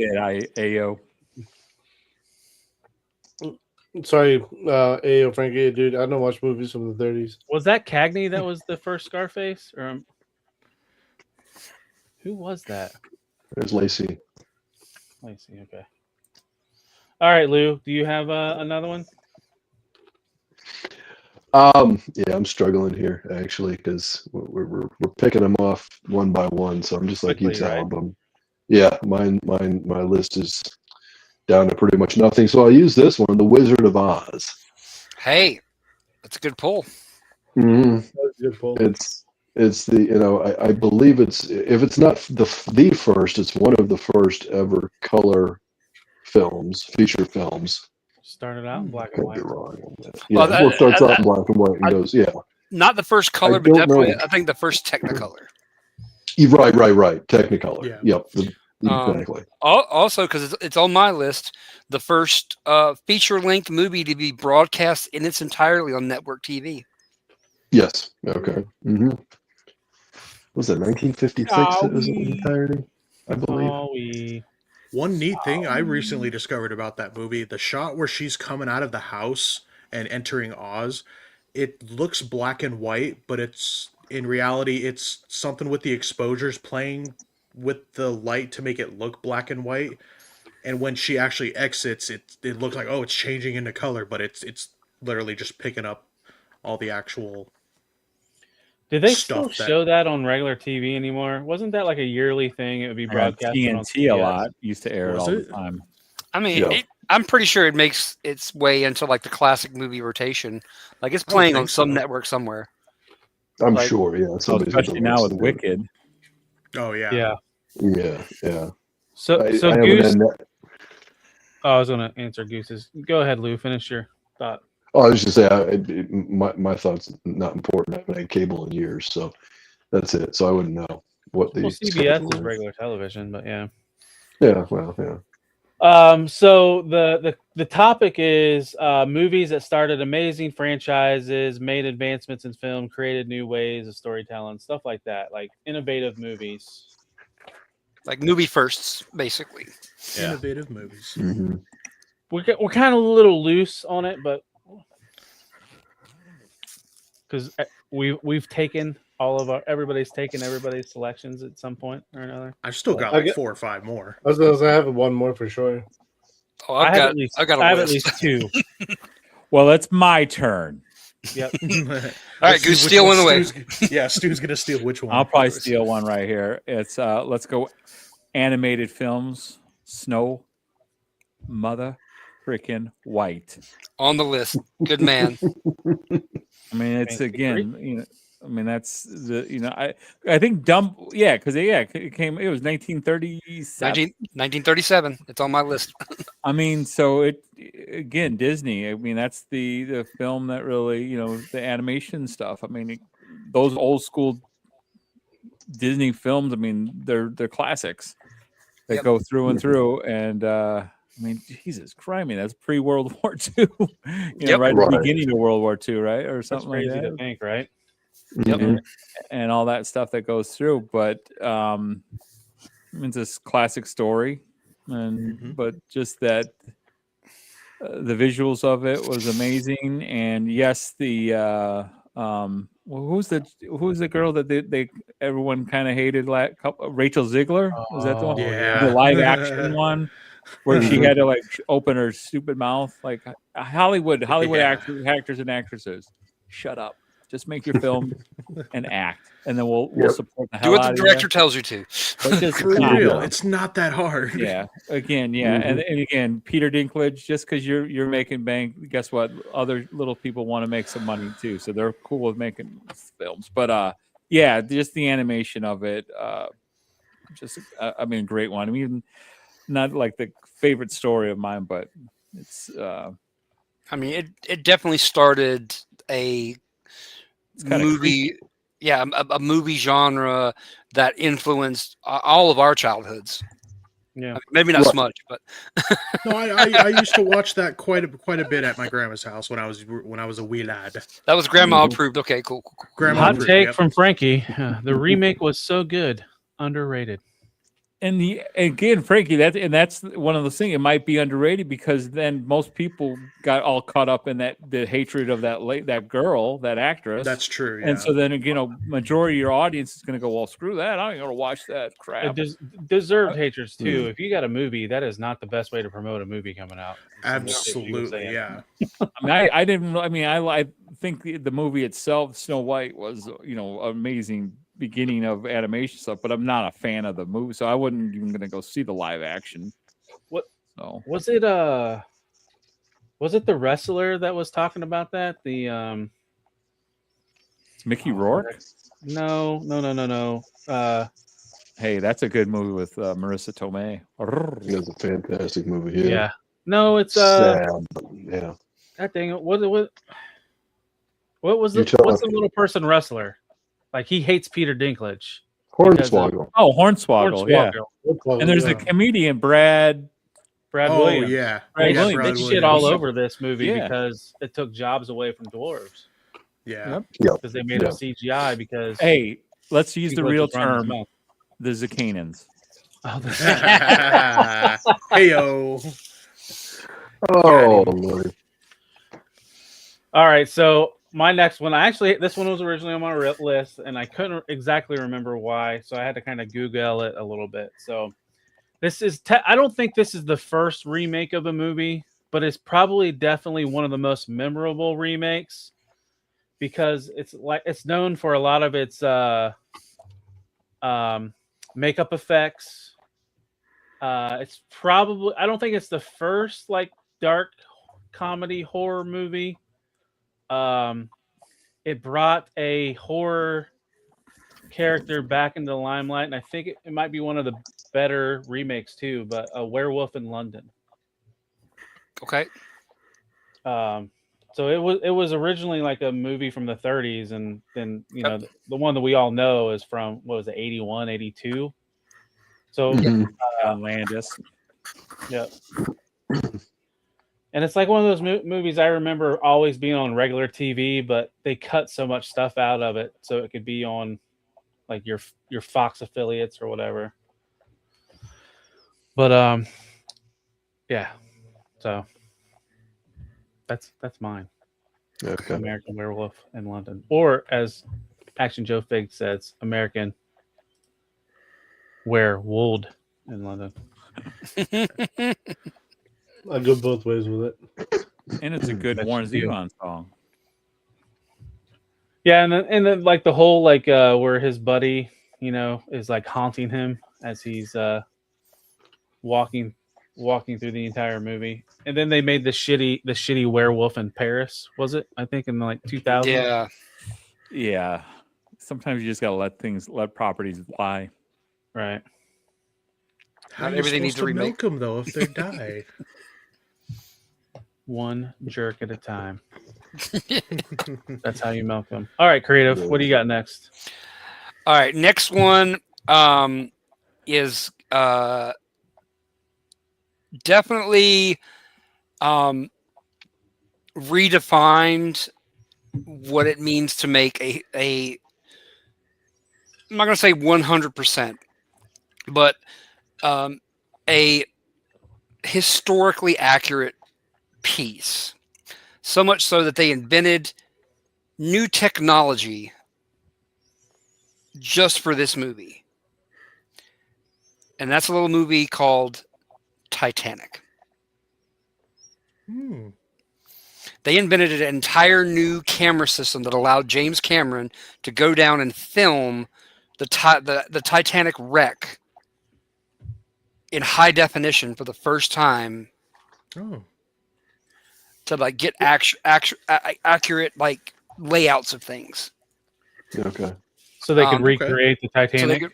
So they could recreate the wrecking of the Titanic. Like, so they could get the ship breaking in half just right. How everything like fell. How everything like the debris dispersal and everything. Just to get that the one like. Well, I mean, I want to say the 10 or 15 minute shot at the end where the ship goes upright and whoa! Spoiler alert! What the boat sinks? Where the boat, where the fucking boat sinks. I haven't seen it. Newsflash: there was a boat. It's called the Titanic. They said it was unsinkable. Guess what? It sank. So when you guys watch that movie on VHS to play with you. When you guys watch that movie on VHS, would you rewind the first cassette before popping the second one in, or would you say fuck it and throw the second one in? Once at school, I didn't own it. I would go straight in from 1 to 2 and rewind them both at the end. Okay. Because I just wanted to get the story continued. Yeah. Let's break. Where that bitch Rose didn't let Jack let him climb on. There was plenty of room. Plenty of room. Yeah. There was plenty of room on that shit. Paint me like one of those French whores. I don't think that's the quote, but I like it. Isn't it? I'm a man. I have nipples. Paint me, Greg. Milk me, Greg. Well, you know why she didn't let him up on the board, because he painted her nude, and I don't know. He did a lot of things. He didn't paint her. He sketched her because he didn't have. He sketched her. I want to add on as a first for that movie. That might have been one of the first movies that she showed her titties, and she likes to show her titties in other movies. Go see The Reader. Yeah, Kate Winslet, right? Kate Winslet is probably a Hall of Fame showing titties in movies. She's got a nice set. Nice set. She's a thick girl, and I dig it. Yeah, she is. Well, you know what's funny, because somebody pointed this out. They said, so the whole story is being told by this old woman, right? Mm-hmm. And this woman's been married. She's had kids and everything else. So her, she's getting ready to, probably pass on from this world. And so her focus is some dude she fucked on a boat. The boat crashed. And that was like her biggest takeaway from life was the dude that she hooked up with on the boat. And through the necklace. And you know what I think is even crazier, other than what creative described were first for that movie, is how much time and research has been made to see if that bitch could have been sharing that door with Jack. The social commentary that began from that one freaking piece of wood. Yep. The 5-minute scene. Yep. And Billy Zane it's not a night till the bots show up on Twitch. What's the bot one?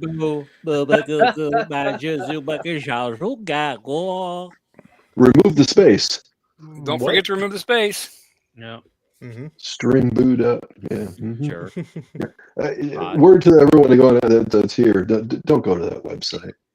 Just don't. It's probably not a good thing. Probably one of the most successful singles for a movie soundtrack, I would say. Yep. The Touch. Oh yeah. Definitely. You got the power. Like it put Celine Dion on the map. Yeah, she was already on the map, but that put her into That put her in the legendary stratosphere. status. Right? Yeah. Yeah, she skyrocketed after that. Uh-huh. Oh yeah. 100%. She was untouchable after that. Everybody wanted her. Frankie, why wasn't this in caps? Everything else has been in caps so far. You're talking about cake and cheeks, and it's not Stealing caps. 49er Brian's shtick. It's almost like he doesn't mean it. Right. I know. Yeah. Yeah. I don't think he means. I don't think he really means it. Yeah. Ooh. Is it my turn now? Yep, Smudge, you're up. It's your turn, Smudge. Okay, now this next one I feel revolutionized effects for this generation, this era of when it was released, and how to properly do a trilogy, and it's Lord of the Rings. What is that? Never saw it. Animated What's that? Lord of the Rings? Or no, that was the No, the Peter Jackson. Dildo bag The good braggins. ones. Or the cock rings. But yeah, you can watch all three of those movies, and it's the consistency through all three of those movies. I don't think you get anywhere close nowadays with trilogy movies. There's always something that gets fucked. One of the trilogies is always clearly like the worst one. All three of those Lord of the Rings movies are just. Well, I think it may have been the first trilogy that was initially from the jump going to be filmed back to back to back. Yeah, they filmed them all at the same time. And the set design and costume design and the effects, like for Gollum, the effects are crazy good for that era. The miniature stuff they used for all the backgrounds and the cities and the costume and the makeup stuff for all the orcs and all the people that were in it were just top notch. And I don't think it can be topped these days. Well, I mean, to be fair, they had the ultimate source guide for like description. Like Tolkien was known for being extremely detailed. Yes, very descriptive. I tried to read part of the Silmarillion, and I almost fell asleep while at work. What you don't want 7 pages describing Gandalf the Grey and with his gray beard and his gray robes and his gray eyes. Get him! Get him, Frankie! Yeah, I fucking love that. And I will say, me and my brother attempted a drinking game because in all three of those movies, Frodo makes a certain face at some points in the movies.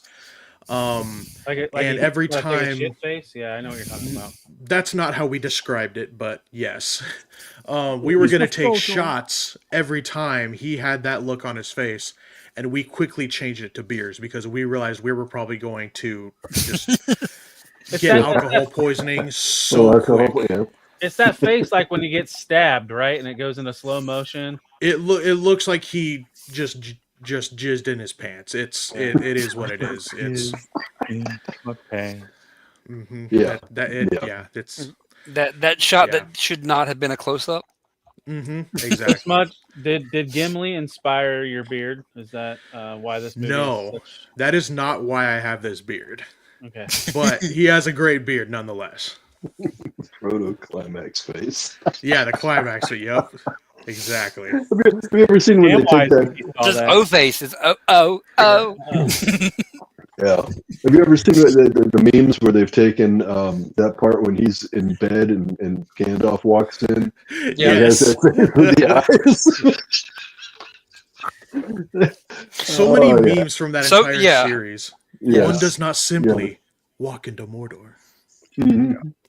Yeah, it's one of my favorite trilogies. I watched it in reverse order, weirdly enough. I saw the third one in theaters first. And that was one of the first movies I remember seeing in theaters was the third one. And that was when I was like 6th grade. And then, because I had no idea what the fuck was going on. I'll be right back. And it's crazy how long those movies are, and then they have the special extended editions, and you're like looking at like 4-hour movies. Exactly. Why did they get? Why was Christopher Lee parts all cut? Like, what was the deal with that? Right? Didn't they? They cut quite a few of his stuff, and I think it was simply just to condense the story.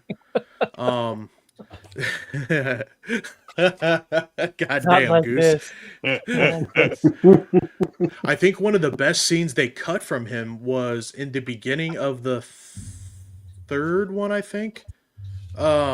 There's where he just before he dies, he gets stabbed in the back, and Christopher Lee, being the boss that he is, he went to Peter Jackson's like, no, this noise you having me make when I get stabbed is wrong, because I know the noise. I've stabbed someone in the back. Like, that's not the noise they would make. Because I guess he's got a crazy like war history. Like, he's got all kinds of stuff on his resume. But that's why. Yeah. So I thought that was pretty nuts. I was like, God damn. You know, it's just crazy. Christopher Lee, the way he kept acting, like what in his 80s. Like when he was in that movie, he was in his late 70s, and then did Star Wars right after that. Yep. Yeah. Yeah, that was my pick. All right, Abhi. You just call the Eagles. Next pick. I would. I mean, I'm running out of ideas at this point, but I would say Psycho. Psycho created a lot of Hitchcock, right? I mean, Hitchcock did an awesome job, and Psycho was the creator of a lot of horror films, and he did a good job with it. He revolutionized a lot of these crazy Leatherface style movies, and more power to him. And again, that documentary, or not documentary, but that Netflix show, Geen, is very interesting. Actually, you should definitely watch that. I recommend that. I can only get so far into that, but yeah, go ahead. I mean, it's crazy. I mean, it's nasty, but again, like if you're a fan of horror, that was definitely a good movie or a good show to watch. And did a good job portraying Hitchcock, right? Because he was a weird dude.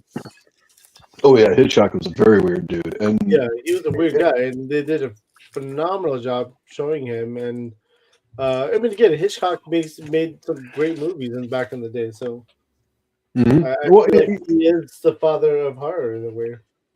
He was definitely the grandfather of horror. Yeah, no, I agree with you wholeheartedly on that. I think Psycho was because it's loosely based on Ed Gein, or heavily based on Ed Gein. And one of the first that really did a movie regarding a serial killer type person.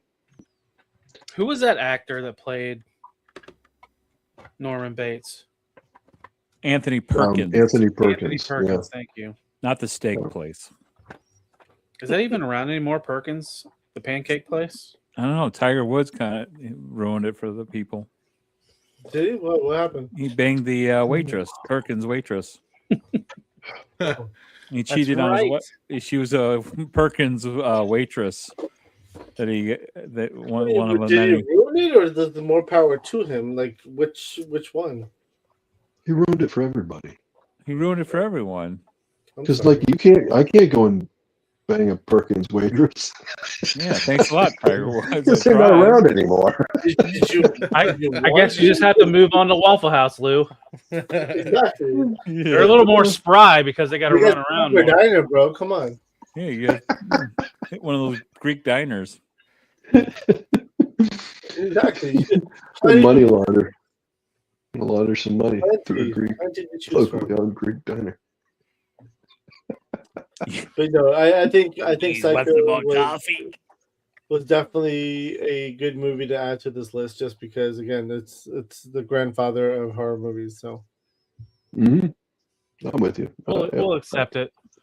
A lot of us are scraping the barrel here, so I'm not accepted. Well, but that's not scraping the barrel. That's a good example. I mean, he set the tone for the entire horror genre. Oh my god! Figure Fight Club just ganging up on me. Fuck, jeez. No one's ganging up on you. It's not my fault. Yeah, Lou's coming to your defense. I am. It's not my fault. You know, but at the same time, I'm a neutral party, and look, the both of you fucking behave. I've had enough of this shit. Look at all this. You in your corner. Enough. Shut up. No. God damn it, Caleb. Mom and Dad are fighting. He's definitely I'm gonna stick your nose back in your cards. Your turn's over. Okay, it's gonna be all right. He's definitely your mom. That's for sure. All right, Lou. What's your next pick? I don't know. He nailed it. Let me check my list. Debbie Does Dallas. Ooh, yeah. Should have known he would have went with the firstborn. You can't put that shit on me. I'll allow I it did that. because I that's did that probably 100. Good. yeah. I'll allow it. Oh yeah, I did that 100% for the laugh. It's but yeah, Dude, there you go. you know that's your top 10. Don't lie. Yeah, it's at the time. It's a good movie.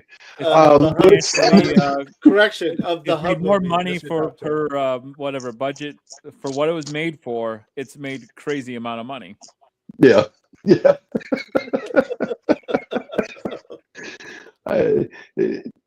there you go. I got nothing It's else. Profitable. Stroke the competition. That's for sure. Dude, it speaks for itself, man. It speaks for itself. I will have to say I have never You seen came from a the back scene door or and watched you Debbie went all the Does way through. Dallas. You've never watched? I don't think I've ever seen it either. I think I've seen like bits what's and parts here what's and the there. premise? You get the I gist. don't remember. Oh, Dude, this I is don't a remember. porno. That's such an old movie. Yeah. Oh, I had to look it up. Smudge just got flagged for Googling it. I Googled it. I was like, oh shit. What an innocent moment. 30-year-old Smudge Googles Debbie Does Dallas. Oh. Oh shit, that was funny as shit. I'm gonna pass out. I never heard of it. Well, I definitely hope the StreamYard AI clips this without having to say clip this StreamYard.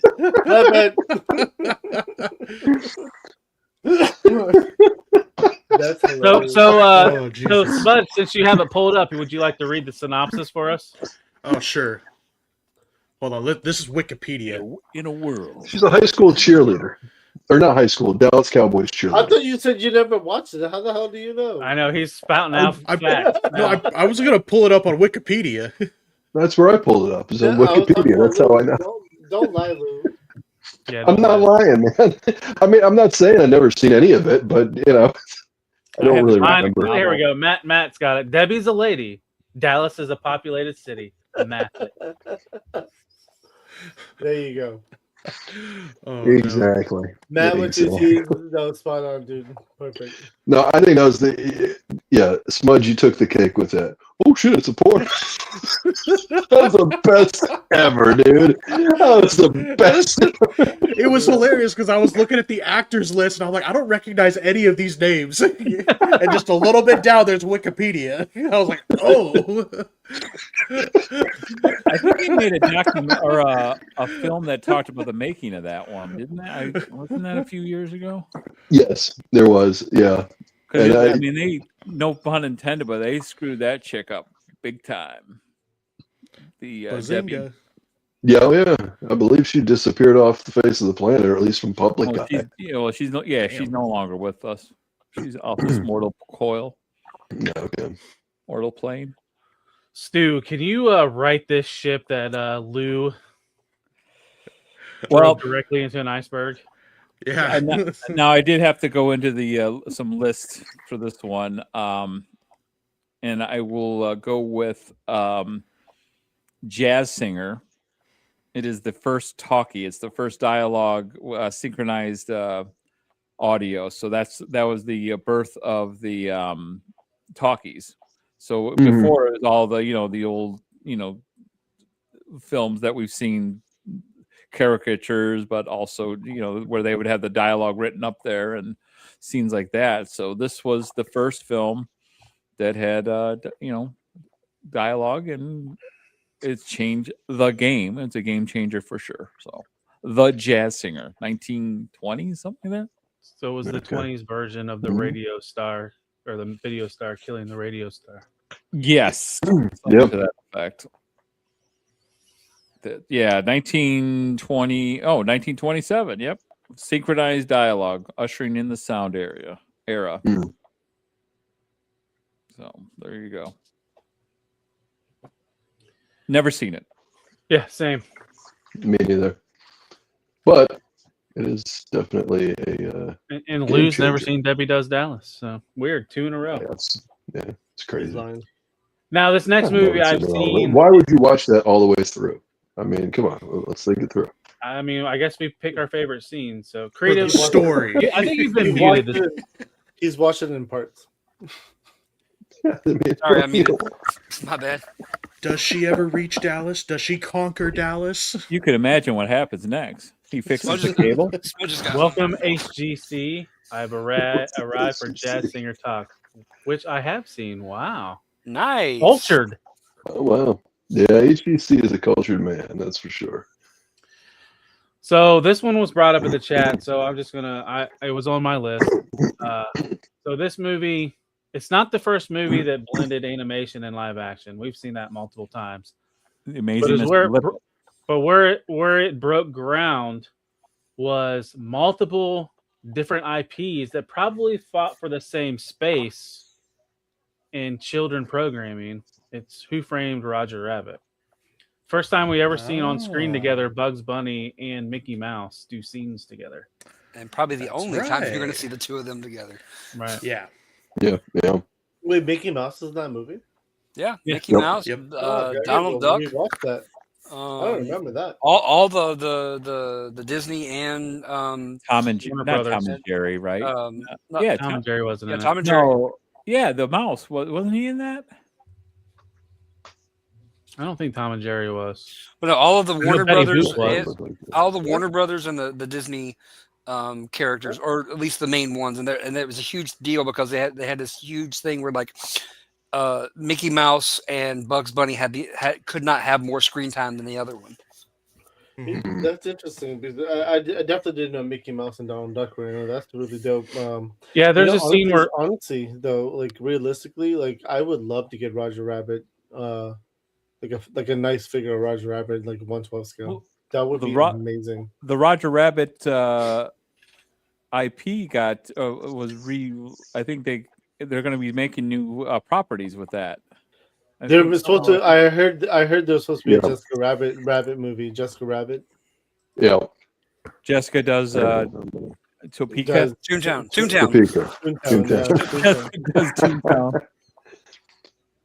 But I did hear there was supposed to be a Jessica Rabbit movie coming out. who was the voice for her? Kathleen Turner. Yes, Chandler's Well, dad. Sexy voice, but man, she went downhill after that movie. Oh yeah. Oh yeah, yeah. What was she in the movie with Romancing the Stone? Romancing the Stone. She was hot in that movie though. Yeah, but she's also in what was the other one they did where they're trying to kill each other? Oh, the War of the Roses. Roses? Yep. You know, it's a good one too with her is V.I. Warshawski. Yes. Yep. I mean, it's a remember good waste some hours, but it's a decent film. Body Yeah, she Heat was a with big William actress. Hurt. I don't know if I've seen that. Hell yeah, that's a good one. I like the title though. Yeah, it's a good one, buddy. But yeah, so Abhi, there was a scene in Who Framed Roger Rabbit where Bob Hoskins' character is falling from a skyscraper, and then all of a sudden, I can't remember who enters in first. I think it was Bugs Mickey Bunny. and Donald. Yeah. Yeah, It was and Bugs then Bunny or Mickey- Mickey? Bugs and Mickey. Yeah, it's Bugs and Mickey, and then they're That's, I think they hand him one of their parachutes, and it's like It's got a an ambulance gun. in it, yeah. Yeah. They do And the whole probably, shit. if you're a kid, probably one of the most scary scenes is when they steamroll the doctor guy. Yep. And then find out That's he's like right. an actual tune. Like if Well, you're a the kid, eyes you bugging could- out of like his that. head. Like- and- Dude, okay, be honest with me. Did any of you see that twist coming? no. no, not my juvenile 100% brain no. at the time. Mm-mm. Nope. That one surprised the hell out of me. I saw that in the theater. I wasn't that young. A great Christopher Lloyd. Yep. Yeah, that's right, Christopher Lloyd. I love those funny bullets that they had in that one. That was great. Yeah. Yep. Wasn't there a play set? Well, didn't they have a set of those like? I think I think somebody 3D printed one. I've seen it on Facebook. Yep. You're talking about the bullets and the gun. Yeah, because like each bullet was like its own character. His own Yeah. like Like a personality. six-shooter, right? Yep. There was like that's the other thing, like Goose We don't want to saying, show the them, dip. though. Yep. Like when they would murder the cartoons with the dip. Yep. Yep. Not the dip. Oh my god, that was so hilarious. All right. Next, creative. You probably have the biggest list so far from Probably. So I'm gonna go back to an earlier topic that we discussed earlier, and like I just kind of backtrack a little bit further, and go with the first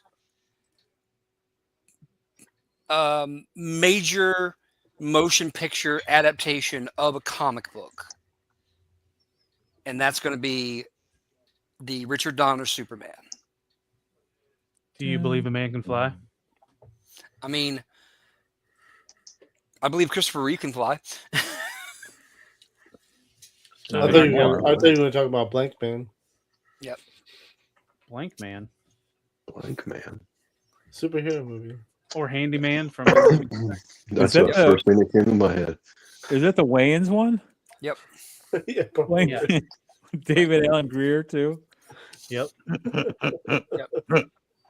Yeah, the Richard Donner Superman definitely put comic books in movie theaters, because before that, you had you had the 70s and early 80s Marvel movies that were like made for TV.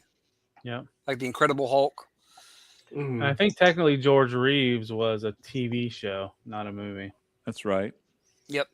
It was a serial. I think George Reeves had a good movie about him starring Ben Affleck. Well, I'm saying I think it was a movie, but I don't know if it got major major release. I think it was like a smaller release. Okay. Definitely modern. For sure. Like the Donner Superman. Yeah. Oh, hey, real quick, that Roger, not Ramjet. That was a cartoon. The Roger Rabbit thing is that Disney lost the rights to it went back to the creator, Wolf, the original artist of Roger. So he now owns it it transferred back to his rights. So there was a 60s movie with Batman. Okay. Yeah, that was the. Well, yeah, Adam West. Yeah, the Adam West. Oh yeah. Adam West. The one. You can never get rid of a bomb. Remember, Batman, safety first. Safety first, Batman. Yeah, but I mean, is that what Julie Newmar? Or no? Which one is that? Which Catwoman is it? No, it's the other. Yeah, it's Julie Newmar is the Catwoman, right? I don't. She's one of them. Third one. It's the third one from the movie. It was. I mean, Tu Wong Fu. Cesar Romero as the Joker. Again, the three Catwoman. Julie Newmar. There was Julie Newmar. There was Eartha Kitt, and there was. Oh my God, she's right there. Son of a bitch. Yep, I know the face. I got the face right there in my head. I can't remember her name. Chat. Come on. Help us out. Someone could Google it. I mean, that was more of like, I want to say the Adam West thing was more of like, that was a TV show that got turned into Damn it. a movie. Yeah, not Burgess Meredith. Lee Merriweather. He was the Penguin. Yeah, that was the Lee Merriweather. That's it. I think he just passed away too. Lee Merriweather, which I actually prefer as my Catwoman. Action figure Joe for the win. Thanks, old man. Thank you, Action Figure Joe. Yeah.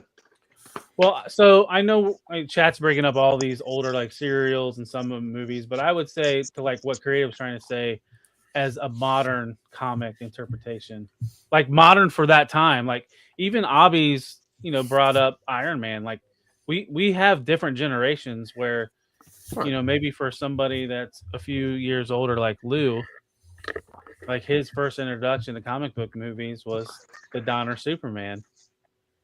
And then you got Right. Smudge. Definitely it's going to be Iron Man more than it's going to be the Donner. Nope. Nope. Oh, was it Blade? My bad. That's my next one. Okay. What was your introduction to comic book movies? Spider-Man. Oh yeah. Oh, it's I forgot about that. The Rami stuff. The Rami. Yep. Rami. Yep. Yep. That was my we didn't even first talk about big the comic X-Men. book movie. Okay. Right. And that was a great one, dude. I mean, Oh yeah. that was one, as fans, of Spider-Man, we always wanted to see something like that. And there it was. Tobey, at the time, I mean, and to this day, I think Tobey Maguire holds up. But yeah, he was unbelievable. It was like, oh my God, this is really Spider-Man. This is the big time. yeah. I think Blade kind of paved the way, but I think once Spider-Man hit, that was when all at least Sony, the other studios are like, oh shit, we can make money off of this. Mhm. And was that John Williams as well that did the Donner? Superman, soundtrack? I believe so. Yeah, I believe so. Yep. I'm 99.9% sure. But from if you're looking from modern cinema, right? Superman would have been, the Donner Superman would have been the first blockbuster, Like big budget movie. Yeah. Yeah, superhero film. Yeah, it did change. It's a game changer for sure. Is it the first one ever? But first superhero movie? No, probably not. But it's definitely the game changer. Batman, as being earlier, did not change the game the way Superman did. Yeah. And also, fun fact: the first movie to have a fully CGI'd intro,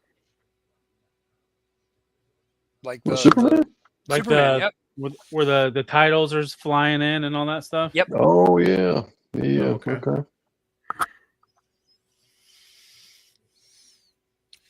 Yeah, I think if you have a good soundtrack or score, John Williams is a part of it. John Williams or yeah, what's John what's Williams is the other goated guy for soundtracks. Elfman. Yeah, Yeah, Danny Elfman. Elfman.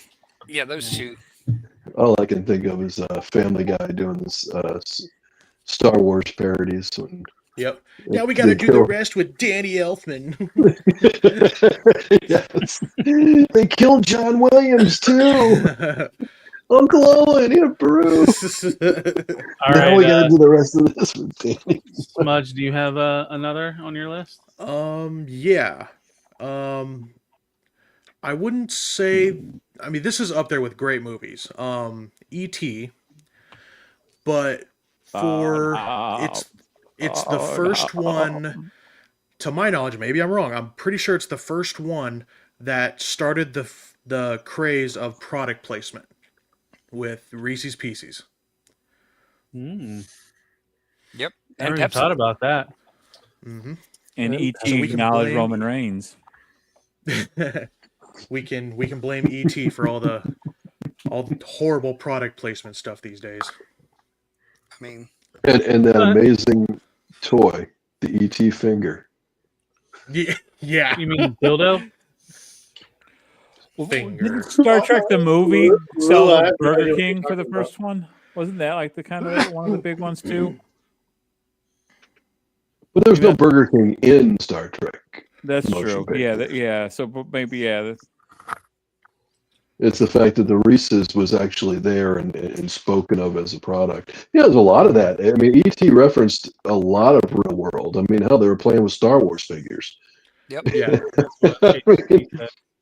Mhm. Yeah, and they had the nice little Yoda nod, and even George Lucas and Steven was like, they gave the nod to each other, which you don't see these days. Like, you don't get that respectful nod to each other. Now it's like, give me my paycheck. And Well, Oh, no, what was it like the Yeah. ET aliens made an appearance in the background Yeah. of the Galactic Senate, and Yep. was it the second Phantom movie? Menace. episode Phantom 3, Menace. I think it was 3. Actually, there's a lot of crossover between the two of them from back then. I can't remember which movie it was, but there was like a movie that the other made that it was meant to represent the flashing lights from the first encounter. Close Uh, Encounter Right. of the First Kind. Encounter, Yeah, third yeah. kind. Yep. Yep. Like there was a reference to the light pattern from that in one of the other guys' films. Well, C-3PO and R2-D2 aren't they like on the background of the in Raiders of the Lost Ark, like in the They're the hieroglyphics. Hieroglyphics. That's right, yeah. hieroglyphics? Yep. Even on the Lego set, they're there. Right. Yeah. So basically, Earth exists in Star Wars, which is even more mind bending because we've watched the movie of Star Wars and have the action figures of Star Wars of the universe that we're in that Like were Dr. visited by Mindbending? ET. Because the Oh yeah, good one. Good pull, action figure. because Boom. remember, Lou, Star Wars happened a long time ago in a galaxy far, far away. Yeah. It was people. It's everything. It's all around. It surrounds us and binds us. Not this crude matter. Like Debbie. Like Debbie. Those were the Like knobs Debbie. given to each other, not nods. Hell yeah. Give me a Oh. knobber. All right, Abhi, you got another one? Dude, this is my last one. This is a movie my father actually told me about how it scared him in theaters. The Exorcist. Damn it, that was my last one. That's a good one, Abby. So I watched like they made like a digital remake of the movie or some shit. Not a couple of years ago. Like I was definitely younger, but apparently it was in color and all this stuff. So I watched it in color in theater. Again, I mean, I was laughing because I'm used to a whole horror genre, right? That was like the more modern thing. But back in the day, though, like that would have freaked me the fuck out. It scared the shit out of people. Oh, yeah. Like right in the middle of like the satanic panic and all that. That freaked everyone out. It gave people heart attacks. There was so many things that happened with that movie. Well, I mean, it was a movie like they revolutionized horror in a way like, okay, we can't show you blood and gore, but we can show you some shit that's gonna. I mean, this is religion, right? Like it was a concept of religion that took place too, like demonic possession and stuff. So it went right up the right alley of a lot of people, and it was cool to see that, right? And it created a stigmata of things. Well, there's a lot of controversy behind it because you were talking about a different time period, and to actually show something like that on film in a movie theater at that time was almost unheard of. It was the Catholic Church hated it, and like Smudge said, that was kind of that time where everything was a witch hunt and everything was that's satanic and that's satanic. I remember Kiss was satanic. Right, the band Kiss, Knights in Satan's Service. To be fair, Gene Simmons is pretty fucking satanic. No, he's a marketing genius, is what he is. With his 12-inch tongue. I mean, come on, bro. He is a marketing genius. AC/DC, Dungeons and Dragons. Yeah, that was all part of it. Dungeons and Dragons is fucking totally satanic. Don't pull out those dice, Smudge. Do not pull out the dice. Tom Hanks, Maze and Monsters, that made for that's TV right. movie. Yep. Was that his first role or one of his first roles, wasn't it? Gotta be. Well, yeah, something like that. Mm-hmm. I don't remember Tom Hanks. Okay. Yeah, no. So the gist of it is based loosely around Dungeons and Dragons, where he was playing this role play game, and then he was trying to kill himself because that was the whole deal with Dungeons and Dragons.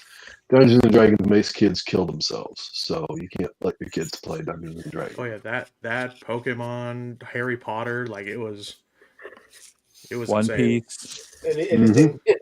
Anything fun at this point. Oh, they'll find anything. Like it was not because I grew up in that hardcore religious dome around me where everything was of the devil. The first CD I got as a kid was AC/DC's Back in Black. I got thrown out. Hey, listen, can I ask you a question? I mean, no disrespect, Smudge. No disrespect when I asked this question, but did in Waterboy, the mother was always like, "That's the devil." Did your parents say that to you? It was more of my dad and my grandma, but yeah, it was of the devil. I had a bunch. Of the devil, yes. Of the devil. Okay. I had a couple of shirts. I had a couple of shirts that had skulls and stuff on them, and I got into a little bit of trouble back in the day when I was a kid. And my grandma pulled me aside and she said, in her most serious grandma voice, I want you to take those shirts out and burn them. They are of the devil. I was just like, just shirts. Calm down. Like, Are you close with your family today? oh yeah, I'm in a much better place just because I think they've kind of relaxed about it, but they're still her and my dad. They're still, you know. But my dad has relaxed a bunch more, especially since I know about some stuff that he's done. I'm like, how were you like this when I was a kid? And he's like, I don't know. So, I don't know. I don't try to understand it. I'm just like, okay, it's like this now. Yeah. Gotcha. It was good that you guys got a good relationship now. Or, Yeah, you know. now. I just know to stay away from certain subjects. Right. Yeah. I feel you on that. Yeah. Like it's a family thing that you got to stay away from certain subjects. Before. Family. All right, Dominic, calm down. Quarter mile at a time. Who are we at next? Lou? Are you next? Lou. Oh, am I next? Yeah. What's the next porn movie you're gonna mention? Debbie Does Dallas 2. No. Guys at once. Second time, we go deeper. Like Daddy's Revenge or some shit. Ooh, what? Scagnani's Revenge. Pirates. Oh God. Oh, Pirates. Yeah, I'm gonna have to pass. I don't have another one. I got nothing left. The fact that Creative knows what I'm talking about. Abhi, I worked at a porn store for 2.5 years. What? You didn't know this about me? But did you get paid to work there? Yes. Oh, very important context. In DVD rentals. No. Do you have a MILF Hunter 7? Yes, it's over next to Pork and the Piper.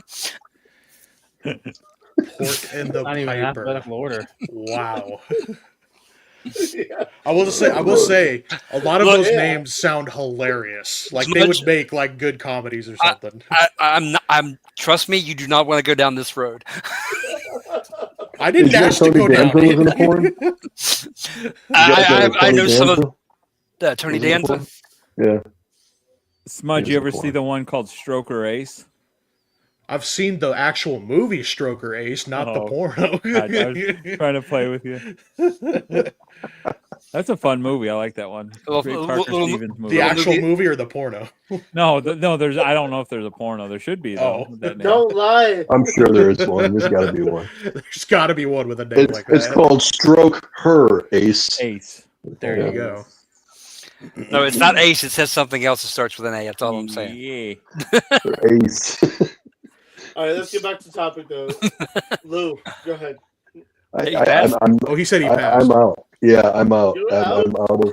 Yeah, I am out. Didn't you say Dr. No or the James Bond Goldfinger? Somebody came up. Goldfinger. I think that's what you texted us just now. Did I? Yeah. Just okay. Google told you that one. I know that.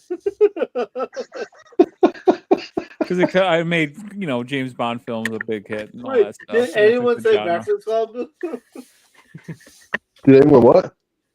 The Breakfast Club? No. But how was that? The John Hughes. The John Hughes. Yeah, you're right. Yeah. Very good point. The John Hughes era. Those are all good ones, Lou. That could be your one this round, Lou. John Hughes. Well, yes. Okay, we'll go with that. John Hughes, starting with the Breakfast Club. I think it was 16 Candles. One. Yeah, I think 16 Candles was the first one. You're right. Yeah, I mean, what's happening, hot stuff? Again, set the tone with the ensemble Wang. cast. The the kids growing up, high school, and all that kind of thing. Definitely tapped into an era, to a generation of teenagers. Oh yeah. Mm-hmm. Yep. I mean, us as kids growing up during that period, it left such an impact, and That's all I got right now. Yep. Good stuff. But it was. Yep. Anybody else want to? Weren't all of them supposed to be like in the same town? I think so. I think that was the whole thing behind it. It was all taking Like place in the same. Sherwood, Illinois, or something. Yeah. Oh yeah. Sounds right. I'm not sure. Abhi, way to go to answer one for Lou. Good job. Way to go, Lou. Good job. Thank Good you. job, Lou. Thank you. Glad I could help out. Glad I could participate. Debbie does Sherwood, Indiana, or Illinois, or whatever. That's the fourth one, dude. That came out in no. I just go ahead. Filming right now. Lou's working behind the scenes. He's the fluffer. My turn then, I guess. Dude, your turn. Yeah. I will go with the Universal monster films. Dracula, 1931, 31. Then you also got Frankenstein, 32. So, and then again, those Universal monster ones. So those are your classic horror. I guess they are the kind of horror-esque film, but those are just the monster films. The origin of those stuff. I mean, those are the. I watched The Invisible Man during Halloween, and it still holds up in terms of like some of the things what they did. Just some of the physical. It's not sci-fi effects. The physical effects that they had to do. I mean, because it was filmed in 1930s, and still holds up in terms of good storyline, and we're getting those creations, and so the Universal monsters. Yeah, they're still making them now. Yep. I mean, again, I know what was it? Cruise with the what was it? The Mummy. They tried to do a monster and it failed. Low key, there's a Mummy Crowe? video game based on that movie. Really good. Okay. I didn't mind that Mummy movie. I still need to watch that one. That's the one with Russell Crowe, right? Yeah, where he's Mr. Hyde. Yeah, he's Mr. Hyde. That's right. Dr. Jekyll. I think it just kind of fizzled out. It didn't do too well, and I don't think there was much interest. Well, in and that other movie did bad too with Luke. What's his name? Who played Dracula? That Dracula movie. That was in the same. Was it? Universe. Yeah, Dracula. Untold. Story. Yeah. Oh, I like that too. I thought that was a cool. That was decent. I didn't mind that one. It was all right. Yeah.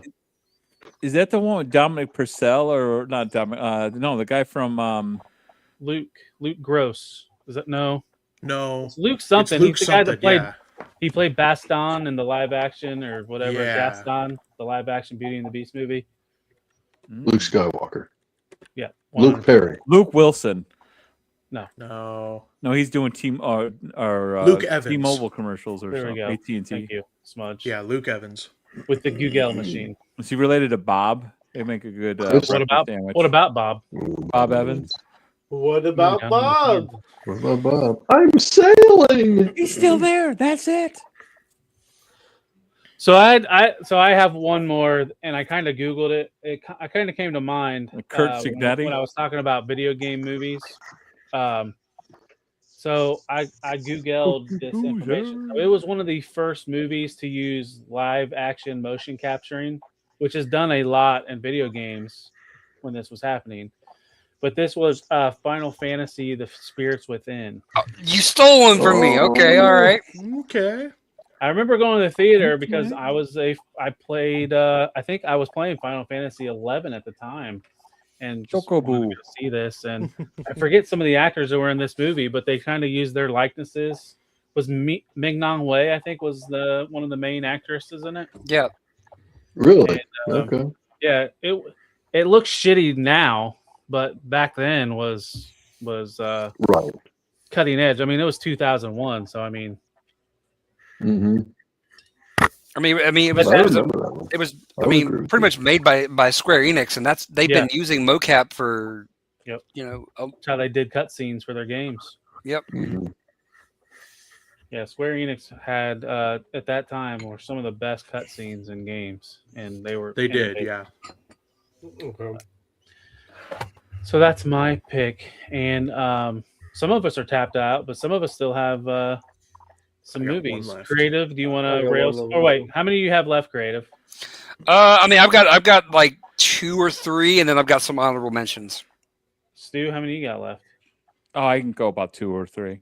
2 or 3. Then Smudge has one. Abhi has one. Oh, I guess let's do another round then, and me and Lou will just be the peanut gallery. Well, I mean, you guys might think of something based on what we say. Maybe. I don't know how many more pornos Lou has in his spank bank. I got one. It's playing on repeat in his head right now. He's got to wait 15 to 20 minutes between each one. he needs more. Yes, some Pedialyte. Liquid in. All right. So this one, hydrate. Basically, it started a genre of movies that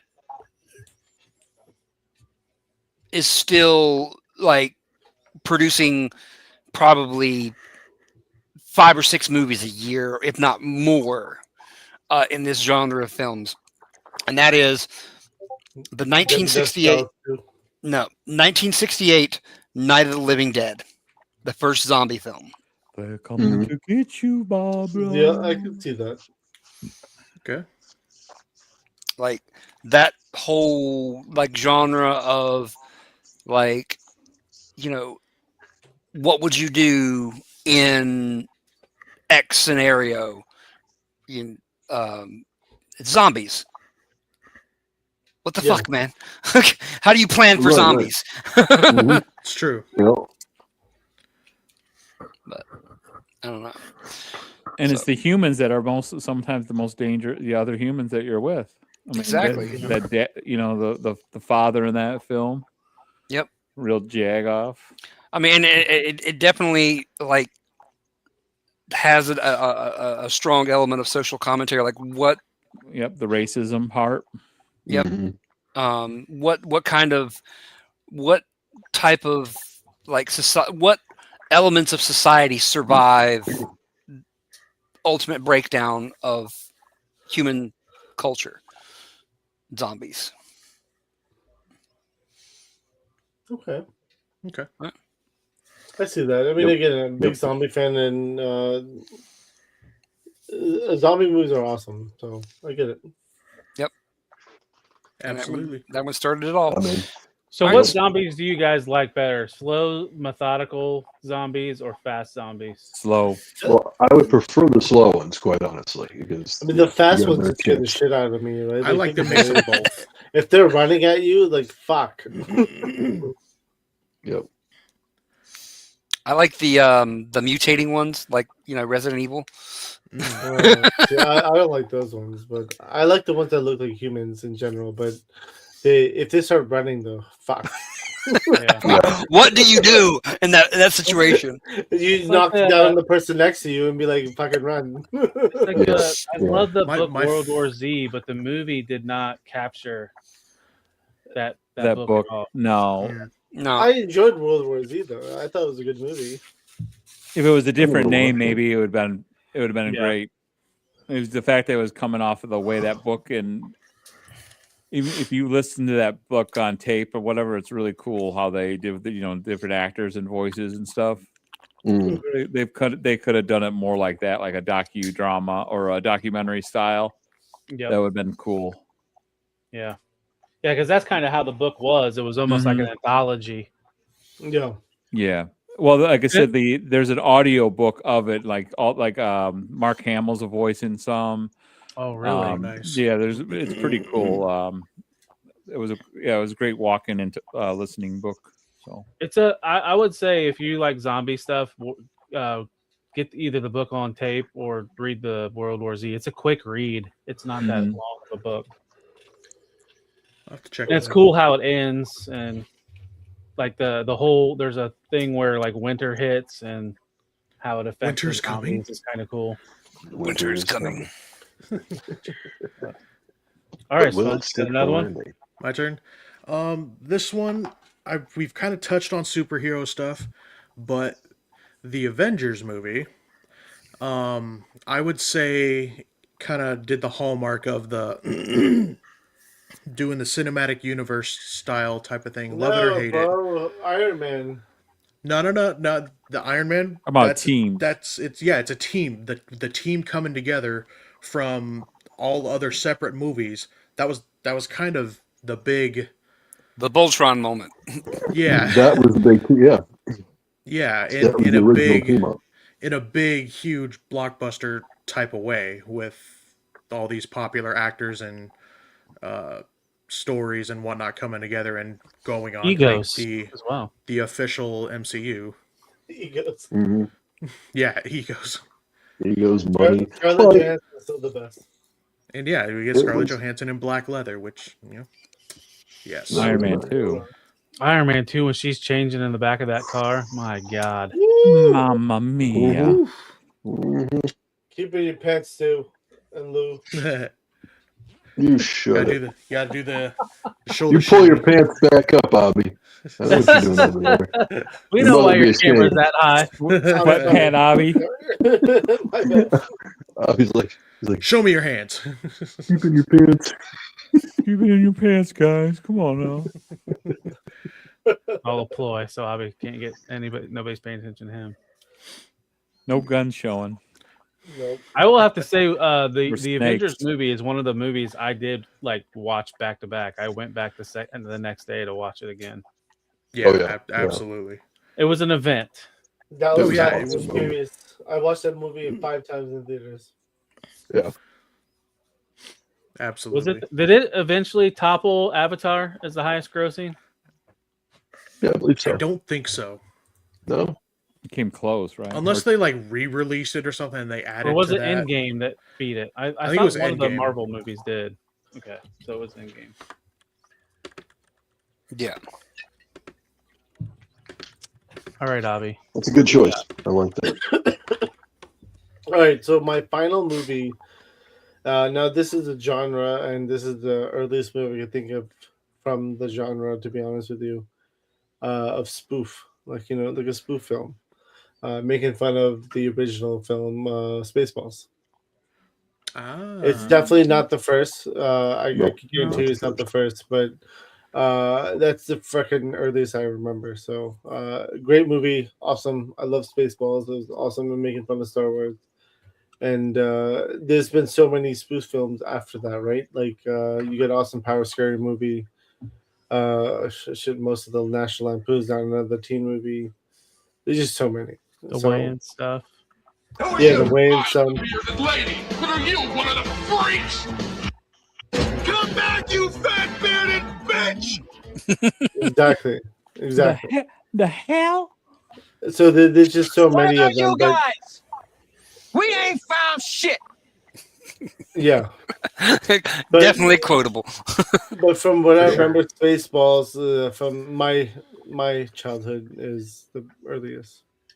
Spaceballs, the flamethrower. Yeah. The kids love it. Spaceballs is one of my movies. Was Airplane a spoof movie? Was that? Yes, it was. Yeah. It was. It was a spoof movie on a movie that was like, if I remember Airport correctly, 77. Yeah, it was a spoof on an absolutely terrible movie. Like those disaster movies of like the 70s. I would definitely say Spaceballs, Earthquake, etc. Probably the best spoof movie. Now, some of you youngins might say like the scary movies or stuff like that might be.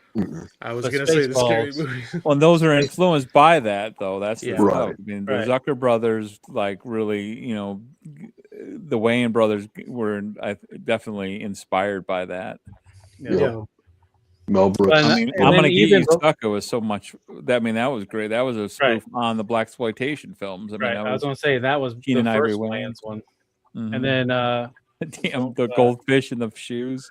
Yeah, or the other one. Don't be drinking. What is it? Down. Don't be a menace to South Central while drinking your juice in the hood. There you go. Oh, Don't be a just menace to real. South Central while drinking your What juice. if you just poured it out my hand? You got change for 100. But that was my the last film I had on my list. I'll Abhi. accept it. Oh, I have one more. Well, it's just Oh, Spaceballs. It's so great. Oh, It's just so Microphone just attacked me.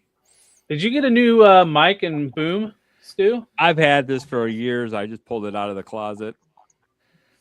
R. Kelly. I had to kick him out and say, Yeah. "Give me my microphone back." Just don't pee on people. You look all professional and stuff now. It's nice. What do you have another one, Lou? Did you think of one? I did not, because Avengers would have been Frankenstein. Young Frankenstein. I'll be back. All right. Well, we will skip Lou and go to Stu. You said you had one more, right? I got a couple, but I'm gonna go off one of those lists that I saw, and I like what it said. It's very bad in terms of because what it promoted, but The Birth of a Nation. It is a film that was like about like promoting like the Klan, like from 1915. But the idea, this film was like pretty revolutionary in terms of when it was made, but it also just showed the power of film. It's, I mean, again, the not at all like promoting what the story is talking about, but the fact is that shows that movies can change people's views and stuff like that. And this was used for hate. And that is something that it still is used today in terms of, but not, you know, that there are certain films are directed a certain way that are trying to get their point of view across. But that was really a huge example of that. And it gets studied a lot in like film schools and stuff like that, where again, the initial a-holeness of that, to put it bluntly, is there, but you do have to be able to look at something for the history of it. And again, but I mean, mostly we just say F you to the Klan and all that crap. Right. Oh, 100%. Yes. Smudge, Kaiju Kitty has a question for you. Oh, what incredible! I've been spitting facts all night. No, Kaiju Kitty. The better question is what innocent shit did Smudge Google this show? He's Lycos. He learned about Debbie and what she does in Dallas. What happened in Dallas? Yep. What didn't happen in Dallas? You're up, Lou, or not? No, Tally. No. I don't have anything. Yes, you don't do. have anything? Come on. Tapped out. I will say, when I googled Final Fantasy, I saw that Silence of the Lambs was considered a horror movie and the first and only horror movie to win an Academy Award for the Best Picture. That was on my honorable mentions. Thriller. In my opinion, I think it was more of a thriller, but yeah. I was gonna say I didn't think it was a horror movie. A psychological thriller. Yeah. But creative. Oh, I got one. One for you. It's not your turn anymore. We've skipped you. All right, forget it. Skip me. Well, no, hold it. We're Nope. going around again. We're gonna go around one more time. Hold it. Oh, because I got another one. Yeah, see, look, Creative and Smudge have other ones. All right, Creative, go. Okay, Sorry. so damn. Do it. Do it. So this one, I want to say, started. I don't want to say it started, but it definitely was like the movie that got the ball rolling for a genre of movies, and that is the genre of the post-apocalyptic movie with Mad Max or The Road Warrior. Okay. Okay. See what you're going. So like that whole like fall of civilization, what kind of societies are gonna evolve out of the post-apocalyptic wastelands that are left after presumably a nuclear fallout, which was a real scare when that movie was coming out. And the fallout happened during the first movie, because I don't remember if I've watched No. The fallout happened before. This was like one of the last settlements. Like the first movie was like one of the last remnants of human civilization holding on to that. Because I remember I started watching it because it was on HBO Max, and everything felt normal in that movie. Yep. Like I think it was like if I remember correctly, it was like 20 years or less since the Fallout. Okay. Because that one almost felt like a cop chase movie. Yeah. It starts off like that. Yeah, almost. Yeah. But then what it turned into with the franchise and everything that followed after it, with all of the Mel Gibsons and then the Tom Hardy and all the spinoffs from that. I mean, just that whole genre of movie. So much so that there's actually like the cultural significance. Like there's actually or like movies like Death Race that are spinoffs of it. I mean, we never got a good Mad Max game. Well, there was a good one. There was a decent one. I want to say it wasn't terrible, but it came out open world. Not open world, but more of like a I mean, I guess you could say, yeah, it was kind of open world, yeah. It was the PS3 era, I believe. Twisted Metal, kind of. Kind of, sort of, but no, it was more of like a oh god, the NES one wasn't that fun. Yeah, no, I had it on the PS4. Okay, so it was PS4. Sneaky Sam. Yeah. Oh, it was called Mad Max. I thought you were trying to say there was one like it. Okay. No, it was definitely a Mad Max game. Gotcha. But I was gonna say I thought it was a sandbox game. So yeah, it's a sandbox game. It has kind of like not really Borderlands vibes. Oh, okay, gotcha. It's a man in his car. Yeah, like basically, it's you have to like, it kind of tells the story about so like the Tom Hardy films, it tells the story of how he built his V8, his Interceptor. Gotcha. Okay. So it's kind of a prequel to the Tom Hardy movie. Yeah. Oh, okay. All right, Smudge. Did you say you had one more? I got two more. Oh God. Do 'em. This one. Now this was the earliest one I know of where there was a great animated movie that showed that superhero movies can be really, really good. Batman: Mask of the Phantasm. Nice, good one. Probably one of the best Batman movies in general. And the fact that it was animated and it is beloved to this day. I mean, great movie just in general, not even animated. It explored a good chunk of like just Bruce Wayne that doesn't really get talked about enough in movies, I think. And kind of the mental like struggle he has. Yeah. And of course we get that bit with Joker and his backstory and whatnot, but yeah, it is a great movie. And I will say probably I will go with you on that. I can't even think of the voice actor now, but he's probably one of the best Batmans. Kevin Conroy. Kevin Conroy, yeah. Conroy. And like, it's weird, like when you hear him do dialogue for Batman and Bruce Wayne, and he sounds like two different people. Mm-hmm. Yeah. Well, no, I mean, he put a lot of himself into that role. Having to have that whole like duality of like Batman and Bruce Wayne. He experienced that himself being a voice actor or just being an actor in Hollywood because he was gay, and he had to hide the fact that he was gay to get roles a lot of times. So he had to play this whole part, this whole like duality of man. I think he brought that to Bruce Wayne perfectly. Oh, for sure. Because yeah, you like you were saying, you can tell when he's doing his Bruce Wayne voice and his Batman voice. It's so different. Yep. And to see I think it was in that movie, the look of fear that Alfred has on his face when he sees him fully cowled up for the first time, and it's just like boom. So yeah. So much so that it got sort of kind of homaged in the Christopher Nolan movies whenever Alfred saw the Joker for the first time. Yeah.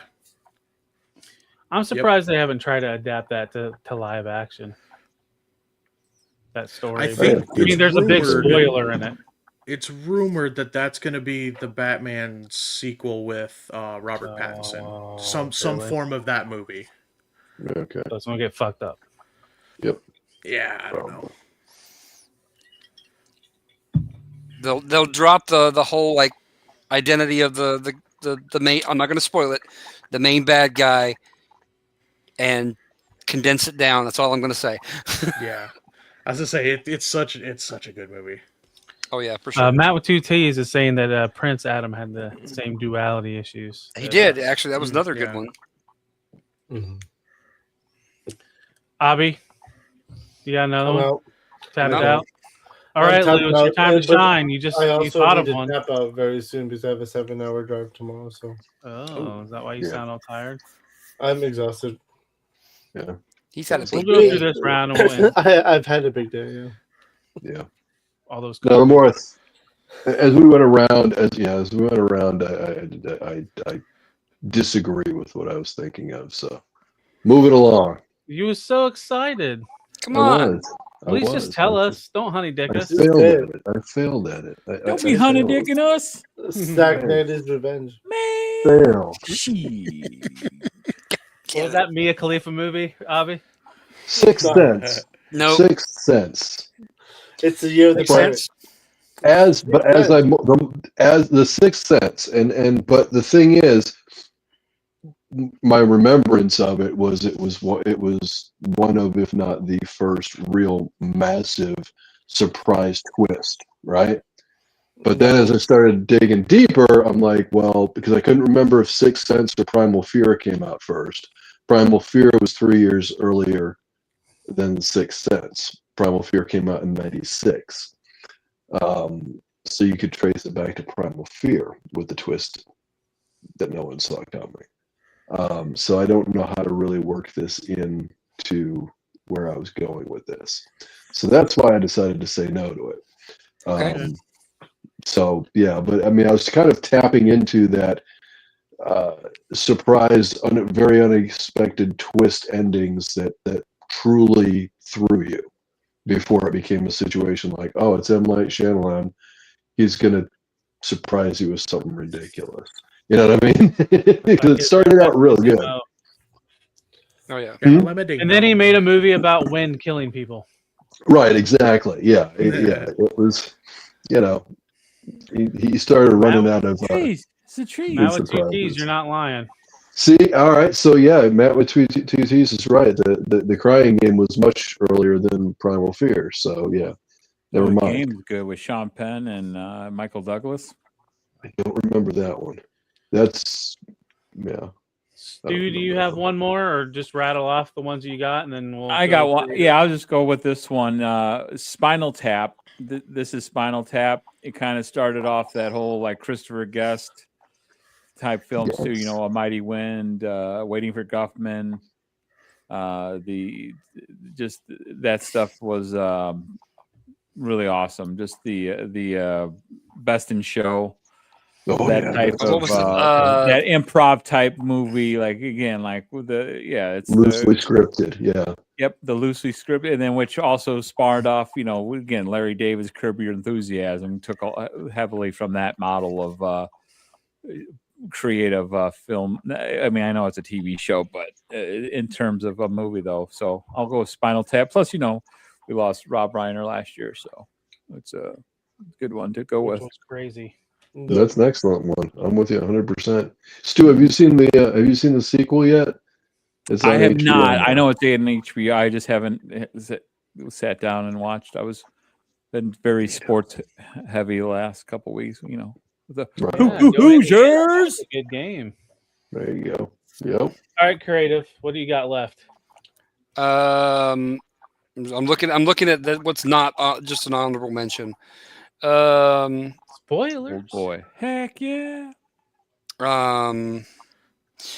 Okay, so this one I think I don't want to say it's definitely not the first, but it definitely revitalized a modern movie genre, And it kind of there. I mean, to the point now where they're still kind of making that archetype today, and that would be Indiana Jones with the pulp action hero.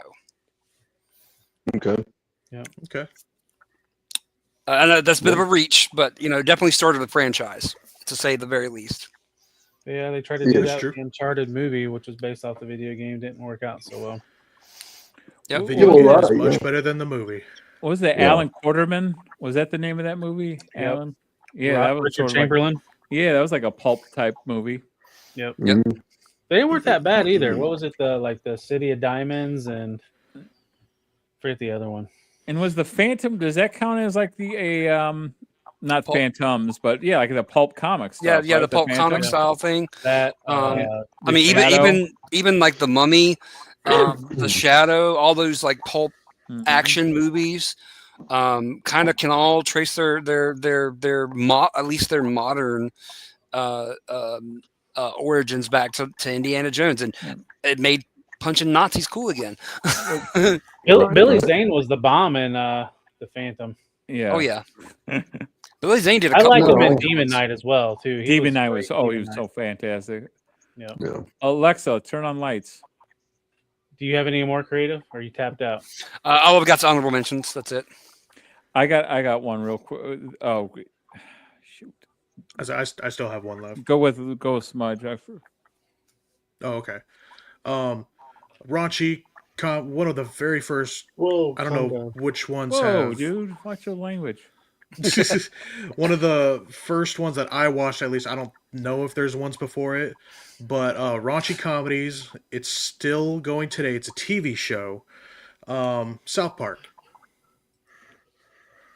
I mean, they did make a bigger, movie. Longer, uncut. Yep.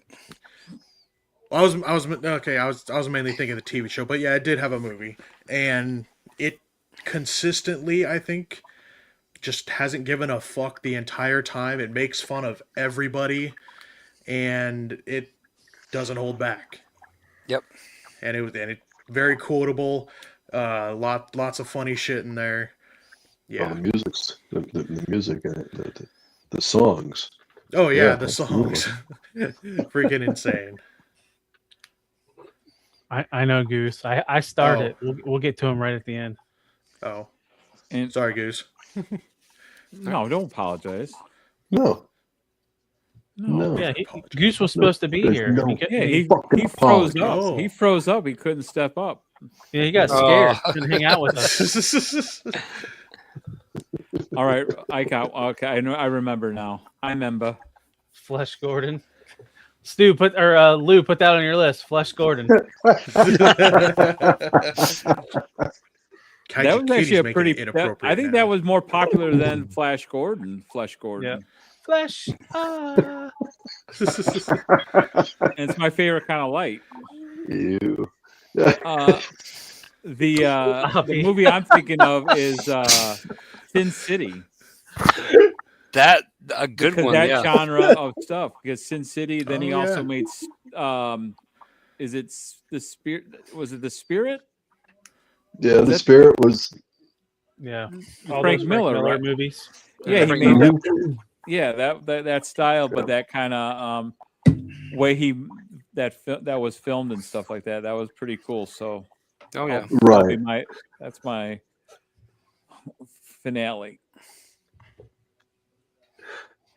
So I'm starting to get horizontal. I'm so laughing at the fact that you're like that so casually. That's my favorite type of light. The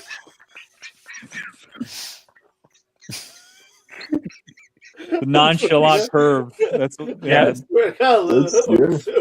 Stu. I completely missed it. I was reading a comment.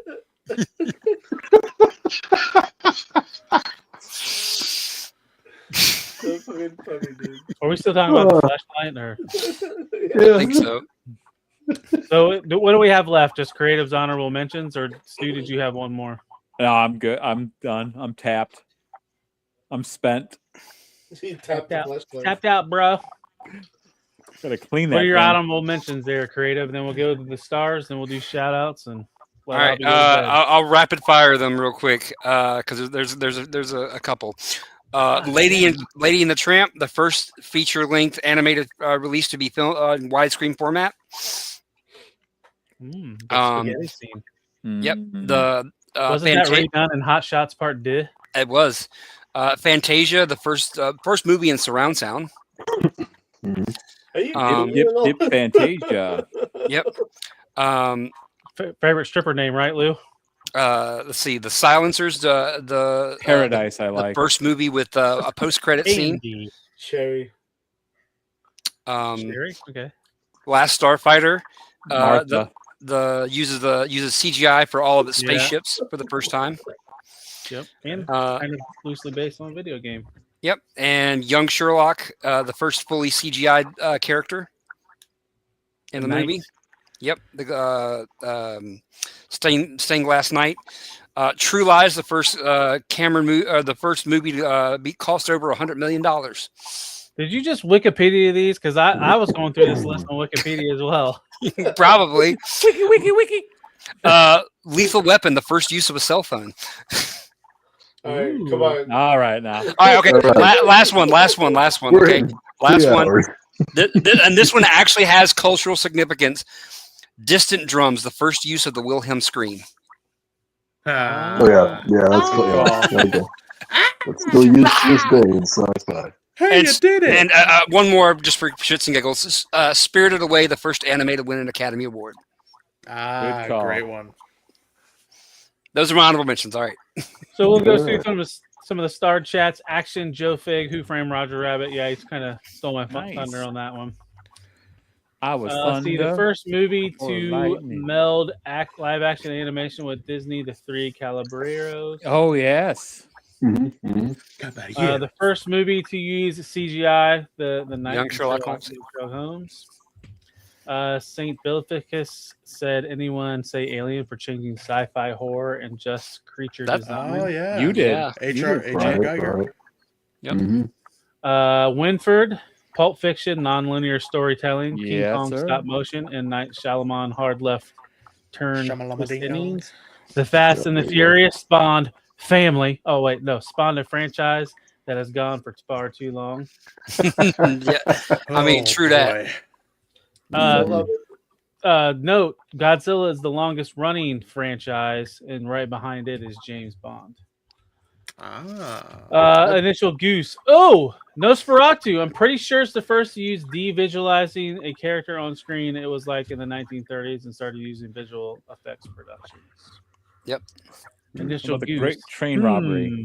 Gone in 60 Seconds and Bullets. There were actors, yeah, of course, but the cars were actors too, and it wasn't campy like that Herbie the Love Bug. Let's see. A little known nugget: Matt Stone, Trace Parker, Cannibal, the musical, was the first produced media from the chaotically genius minds of the creators of South Park. What was the movie they did about Basketballs? Orgasmo? Yes, Orgasmo is the one I was thinking of. Yeah, they were like door to door. What's the Church of Latter-day Saints? Mormons? No, they were Mormons, Oh. right? Yeah. They were going door to door, and they got stuck in a porno or something like that. Lou, you might like that movie. Oh, I've seen it. It's great. Ready Player One for the IP Glaze film of all time. Matt with two T's. I don't have a rhyme or reason for this, but the man with two brains. Oh, that's a good Steve Martin film. Yep. Another one for Mitchell Goose, The Beatles, Yellow Submarine. I don't know if there's a movie or album came first, but whatever it is, it was pioneering. Yep. And then Matt with two T's, Team America, World Police for the win today. What was that the first live action marionette movie? Because I know there was TV shows. I think like feature length or like major release. Yeah, I think so. Ayo Frankie and Nayland Palin, the first use of cornstar to play political. No, what was the name of Bill Clinton's secretary? Wouldn't it be her? Oh yeah, what was her name? Monica Lewinsky. Wasn't her? She was an intern. Yeah. Cars in space.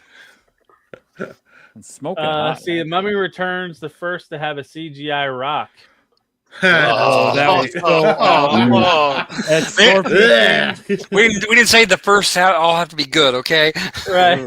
This is true. This The is true. Trip to the Moon, French Silent. Oh, Chota yeah. Boy. Yeah, we were talking about. Oh, it was a reference to Kathleen Turner. Okay. I just remember the skit from Adam Sandler's CD where he was playing the buffoon. Kathleen Turner's got great tits. She did. All right, so let's go with shout outs. Stu, what do you got going on? Stu Presley. Well, my birthday's coming up on Thursday, the 8th. So that's what Happy Elvis birthday. Presley. Happy early birthday. birthday. So does Michelle Forbes and Mike Reno from Loverboy and David Bowie, Larry Storch from F Troop. Anyway, yeah, so that's happening. I turned 51. Excited about that. Nice. Excited about the Hoosiers playing in the Peach I'll be Bowl. watching that next game. Yes, that'll be going to be awesome. And then also I have my Instagram daily photos or Stu Art on there. Been having fun with that. And also I did an unboxing of my GameStop purchase, my last purchase it's the first unboxing of 2026. I didn't buy anything yet here in 2026. So got that going on. And I'll probably hit the grocery store next week and have some more weird food items to try out as well. So all that good stuff, and also on the chat rooms as well. So more low key or inappropriate comments. And I always like to see the YouTubers try to make any kind of sense of what I'm typing in. So that's always fun as well. So God bless and be strong. We got a late one. We got a late one from Frankie. Justice League is the first to use CGI lips to make bad Botox look phenomenal. When Wonder Woman, those lips. Which lips? Henry Cavill when they had to get rid of his. Or is he, I was mustache. saying, I think he's thinking of Henry Cavill. Oh, with the different mustache. lips. Okay, wrong strip of hair. Smudge, what you got going on? You can find me on Instagram and YouTube for Smudge_Customs. That right there. Here's your Instagram. That right there. That's Instagram. And here's your I do toy photography, some custom dio stuff. Tomorrow I'm doing a live stream on my channel with Ayo Frankie and Yojo Jerk. So that'll be tomorrow at 4 Pacific Standard and 7 Eastern. So yeah, tune in for that. And that's over on my channel. Yeah, that's all I got so far. On the YouTube? On the YouTube. The old tube. Not World Star. No. Creative, what you got going on? Same old. Just doing some 3D printing, some painting. Hit me up on the Instagram. I might do some photography. I'm working on some stuff. I got some stuff in the works. Nothing really solid yet, but yeah, that's it. Yes, Kaiju Kitty, I do. All right. Next up, Lou.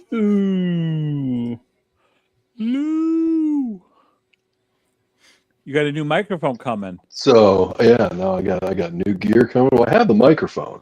It's the PC that I don't have. So anyway, the PC that works anyway. So anyway, long story. So that's coming. So I'll be here hopefully for Tuesday night for Figure Fight Club open mic night. I feel a lot nicer having decent equipment working for me. So that'll be good. So yeah, you can find me on Figure Fight Club Tuesday nights, Friday nights. Maybe once in a while on Decepticast on Monday nights. Again, we'll let Tal take over the whole schedule because he's much better at it than I am. I'm gonna make You can find me on. All right, we're gonna make Abhi do it. Good, because why not? It's your channel, man. Do it. So anyway, you can find me LucidaBase3 on Instagram. I do a little toy photography, dabble in it, mess around with it, see if I can have some fun. I don't know if it's any good, but you make call on that. If you like it, cool. If you don't, whatever. It's all good. I enjoy doing it. Thank you guys for hanging out. Thank you guys for having me on. And that's it for me. Good night. Pirates. King of the giveaways. What do you got going on? What's up, guys? I'm Figure Fight Club Monday night we got Decepticons. Check it out, 10:15 p.m. Eastern, and then on Tuesday we have our open mic night. All are welcome. Come chat with us about toys. Friday night it's a VIP show, and we have Destro Designs joining us as our VIP. It'll be a lot of G.I. Joe talk. Tomorrow I will be releasing the showcase on the channel, and then also my walkthrough of Inside Pitch Toy Show that happened today. So tune in; it'll be a lot of fun. There's a lot of cool shit. I mean, again, these toy shows that happen up in the Raleigh area, it's always fun. So So you recorded some footage yesterday at the show? Yeah. Very cool. I mean, I focus on the toy side, not the card side, so it's going to be more all toy centric. But the funny thing is, like, it was so funny because there was so many people at the card place, like where the cards were. It was packed, and then where the toys were, it was like very small. Like, yeah, like, I think the toys made up like maybe a third of the entire. Yeah. Wow. Not even the toys. It was just the amount of people. Like, it was just crazy. Like, there was so many card people there. It was nuts. But again, it was fun. It was a fun show. Check it out because again, there's always something for everybody, and that's how it works. Mm-hmm. And I definitely recorded a lot of the booths there. So at least for the toy stuff. Boobs. Yeah, I did that too. Toy boobs. All right. Kaiju Kitty, from time to time, we have little tiffs. We don't have fist fights. It's just like slap fights. We slap each other around. Like, just like that. It's battle of the minds. It's battle of wits. Well, to be fair, though, I mean, there's not a lot of wits on the channel. But battle of wits, an unarmed man. Last up is me. You're at my channel right now, so I appreciate everybody for hopping in and watching. You check me out. Fool. Tuesday, hopefully this guy's review will go up. We'll see how much progress I make tomorrow on video in it. But very good job. So that's the plan. Cool. Tuesday, Friday. I think I have something already filmed. I just got to edit the video. So just every Tuesday, Friday reviews. Tuesdays Transformers Tuesday. Fridays Action Figure Friday. Tuesdays at 1 a.m. is news and reviews. Catch me on all my channels at Talib1980_collects, YouTube, Instagram, Facebook, TikTok, and X. And I think I'm like 4 followers away from Facebook, and I can stream live on there. So I'll probably do multi-streaming once that hits. So if you haven't followed my Facebook, go follow my Facebook. How many do you need? What's the limit? I think you need 100 in order to go live on Facebook. Got you. Yes, Frankie, that is bad comedy. But yeah, and then Abhi already mentioned Figure Fight Club, and I highly recommend if you haven't watched last Friday Monday's show, go check it out. Frankie was on there, and he was great, along with all the other guests we had on there. But yeah, so keep coming back every Saturday to join us. It's fun talking with these guys about. Well, it's the plan is to talk about movies, but I mean it's whatever we talk about. Keep coming back. It works if you work through the program. Don't talk about Transformers though. Lose porno habits. So, and hopefully, once he gets a new computer, he'll hear that comment in real time instead of 8 seconds later. Oh, I'm in real time with you right now. Yeah, he's on for now. I just have to see. I'm melting. Anyways, thank you guys for showing up this evening. We'll see you next week. Well, Holy we'll probably crap, see you it's tomorrow, 1 a.m. right? Huh? Take care, guys. Good night. 2 a.m. Good night. Peace.